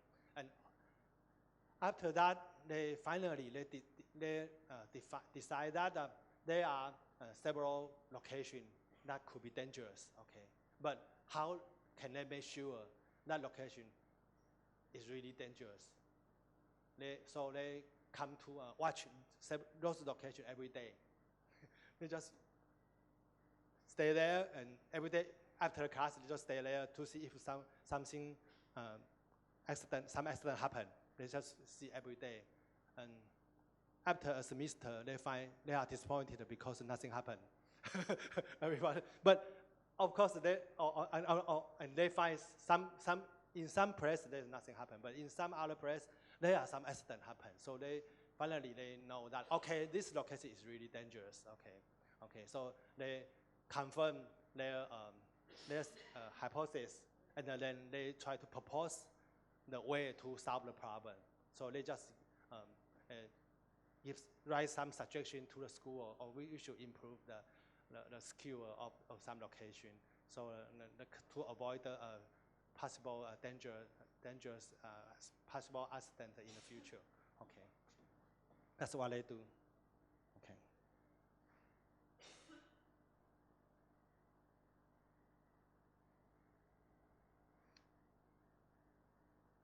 Another 10th strategy is contextual learning. In fact, I already showed you many contextual learning examples. That is, we want to situate students in some real-world context, in museum, on school campus, or in some encouraged area, and to learn something from the context, from the environment. Okay, they can observe, they can collect data, they can answer questions raised by the teacher, or they can raise some question and let the teacher, let the peer to answer their question or discuss with peer in the real world environment. Okay, we call it contextual learning. Oh, this is an example I just used. Okay, in a school campus, and this is another local cultural courses. Okay, in another temple. Oh, this is in a butterfly encouraged garden, and this is remember this? This is a chemistry experiment I just showed you, and this is in a science park, right? I just showed you. Okay. So in fact, the teacher, there are some responsibility for teacher in this digital era. The teacher must understand the functionality of those technology. In this topic, the teacher needs to understand mobile technology. Okay. Also, teacher need to be aware that good teaching and consulting strategy are the key to the success of mobile learning. And also, I would like to remind you that those strategies can be used individually or can be used together. Okay. I just mentioned that maybe digital storytelling can be work with peer assessment, or project-based learning can be work with peer assessment. Okay. Contextual learning can work with my tools, right? So in fact, those strategies can be used together. Okay, to make the learning result more effective. The most important thing is to believe that properly using this strategy and technology can benefit students. Yeah, that's what the teacher need to believe. So before the end of this, I would like to show you another video.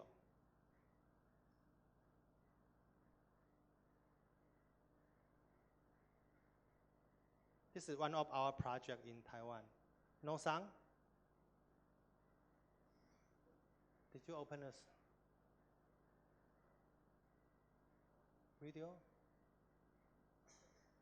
No? Just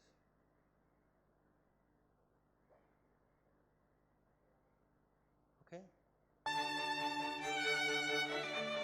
In recent years, mobile learning has changed the activity areas of traditional digital learning and increased the flexibility and convenience of learning. In a word, the implementation of mobile learning has been emphasized in education and provided students to learn and explore in different learning environments.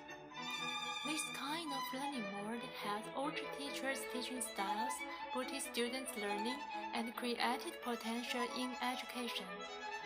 In Taiwan, the Ministry of Education established a counseling team for mobile learning for high school teachers to help them develop and lead in mobile learning in class. This project is led by Professor Gwo-Jen Hwang from National Taiwan University of Science and Technology.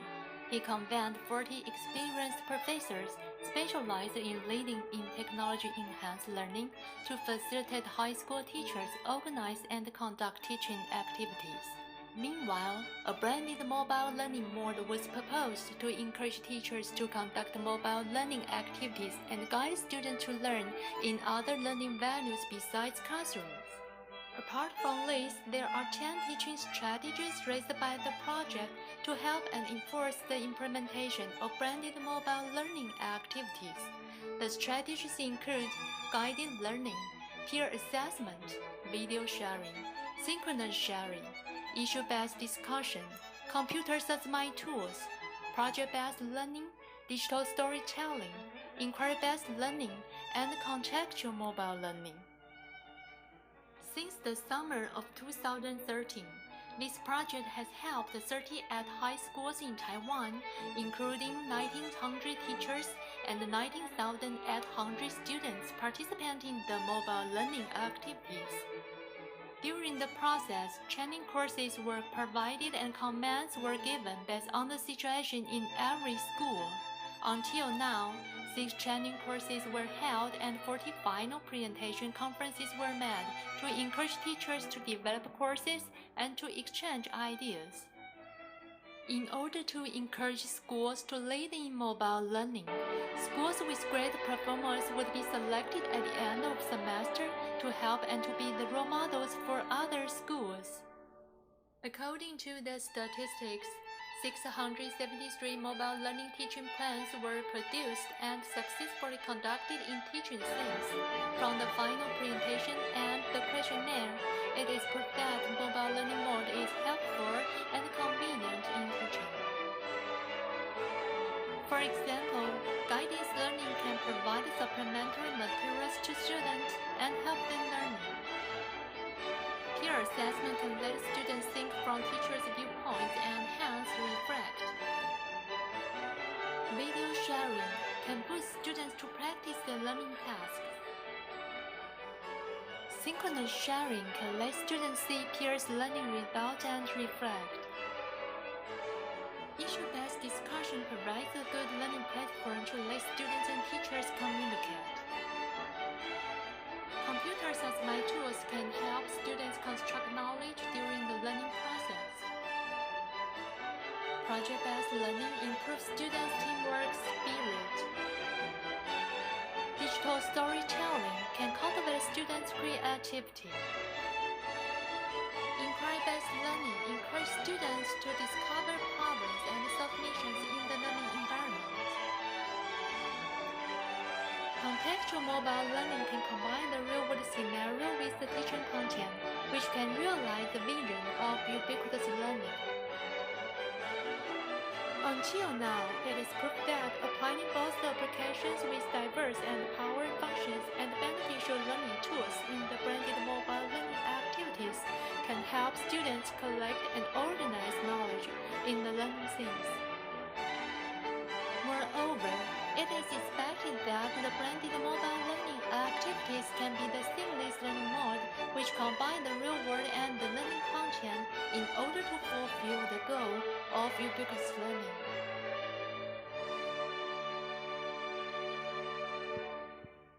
Thank you.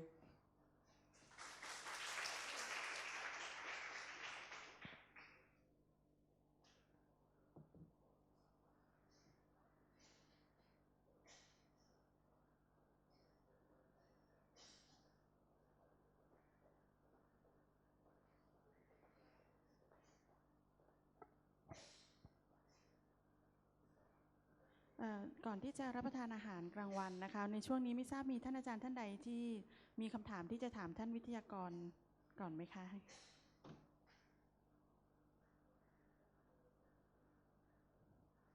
ไม่มีนะคะค่ะโอเค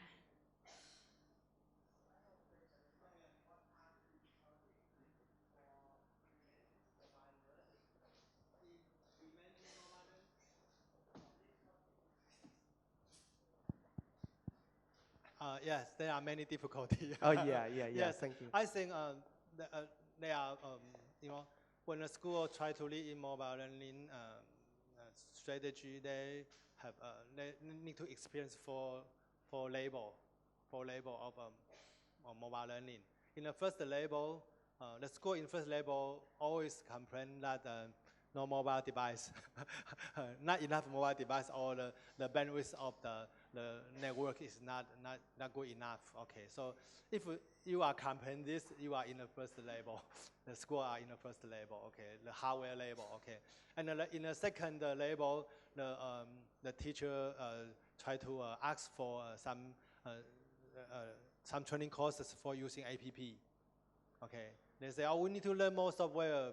For example, I don't know where to find the concept mapper software. I don't know how to find the synchronized sharing software. So could you teach us how to use those software? So when the school was keep asking for the training course for software, then they are in the second level. Okay, so usually we don't like the school to stay in the first level and second level too long, because they had not yet helped the student to learn. Okay, so in the third level, let's start to use the guided learning.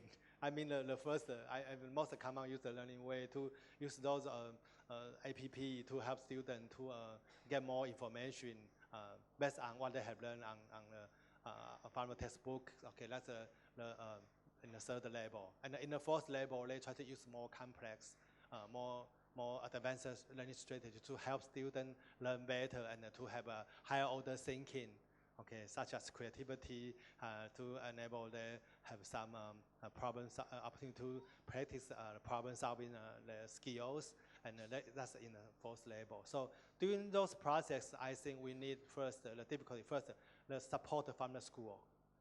The school need to support those teachers who are willing to teach with the new technology, because they might encounter some problems during to use the same new strategy or new technology. So the teacher need the support from the school. Okay, so that's the first part.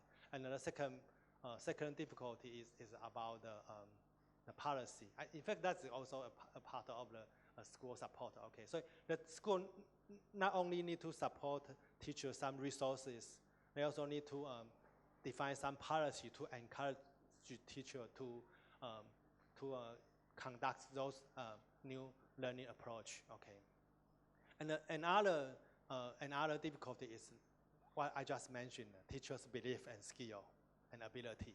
Okay, in many schools, the school want to support the teacher, but the teacher don't want to learn. Okay, the teacher usually will say that, okay, I try to use a mobile device, but the results is not good. So I have encountered some problems. So I don't think it work. Okay. In fact, every teaching strategy have some problem. Is there no problem in traditional instruction? Are you sure? Are you sure if you use traditional instruction, there will be no problem at all? The students all learn better, all learn good? No. You must have encountered some problem in traditional instruction, right? Now, why don't you give up traditional instruction? But when you use mobile learning, you encounter some problem, you just give up mobile learning. Why? Why give up so soon? Okay. So what I'm trying to say is traditional instruction had its value. Okay. In many cases, it's good. But in some cases, traditional instruction is not enough. As I just mentioned, The student might feel that or they just keep listening to teachers' instruction and they just keep memorize many things and they just try to deal with the test, right? They prepare for the test and then they feel that the course is useless in their daily life. They they learn the course only for the test. That is not good. But mobile learning can solve up part of the problem. At least you can see from the application I show you. At least we try to help students to link what they have learned to the real world scenario, to apply their knowledge. Okay. So if you use the mobile learning strategy, you don't need to use mobile tips every week. You don't need to do that. In a semester, how many weeks do you have in a semester? 20 weeks or 18? 15, about 15. 15 weeks, yes. Okay. In the 15 weeks in a semester, maybe you only need to use mobile technology for 4 weeks. That's enough. The other week, you can just use traditional instruction to help them realize some learning content. But in some weeks, you need to let them learn to use those knowledge to real-world problem, to real-world application, so the student can realize the value of your course. That's the most important thing, okay? If they realize the value of the course, they will become a good learner and even become a good self-direct learner. Even without the course, they can learn, they try to learn something new by themselves, okay? Without the test, okay? So let's try, okay? Thank you. Thank you for your answers. Thank you, Professor. Any questions? มีคำถามไหมคะอาจารย์ครับหรือข้อแนะนำแลกเปลี่ยน Yes.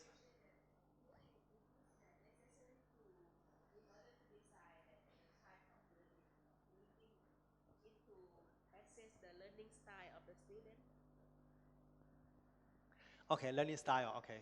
Learning style, you mean something like Solomon and... learning style, you mean learning style, right? You mean active style or reflective style? That's learning style? Is that the definition, your definition of learning style? Okay. Yes, we do that. Okay. Because in fact, not only for mobile learning, in traditional learning or in e-learning, we do some study about that. And sometimes, yes, for some style of students, some strategy is more suitable for them. Benefit them more than other style students. Yes. So, but generally, the strategy benefits all the students. Okay. But in particularly for some style students, they benefit more. Yeah. You can try to do that, but that become a research problem. I have write several papers about this. Yes. Either learning style or cognitive style. Yes, that's a good issue. Yes. มีคำถามเพิ่มเติมไหมคะอาจารย์ครับไม่มีแล้วเนาะหิวข้าวแล้วใช่ไหมฮะ เราทานข้าวห้องไหนนะครับคุณนุ้ยครับห้อง4คุณากร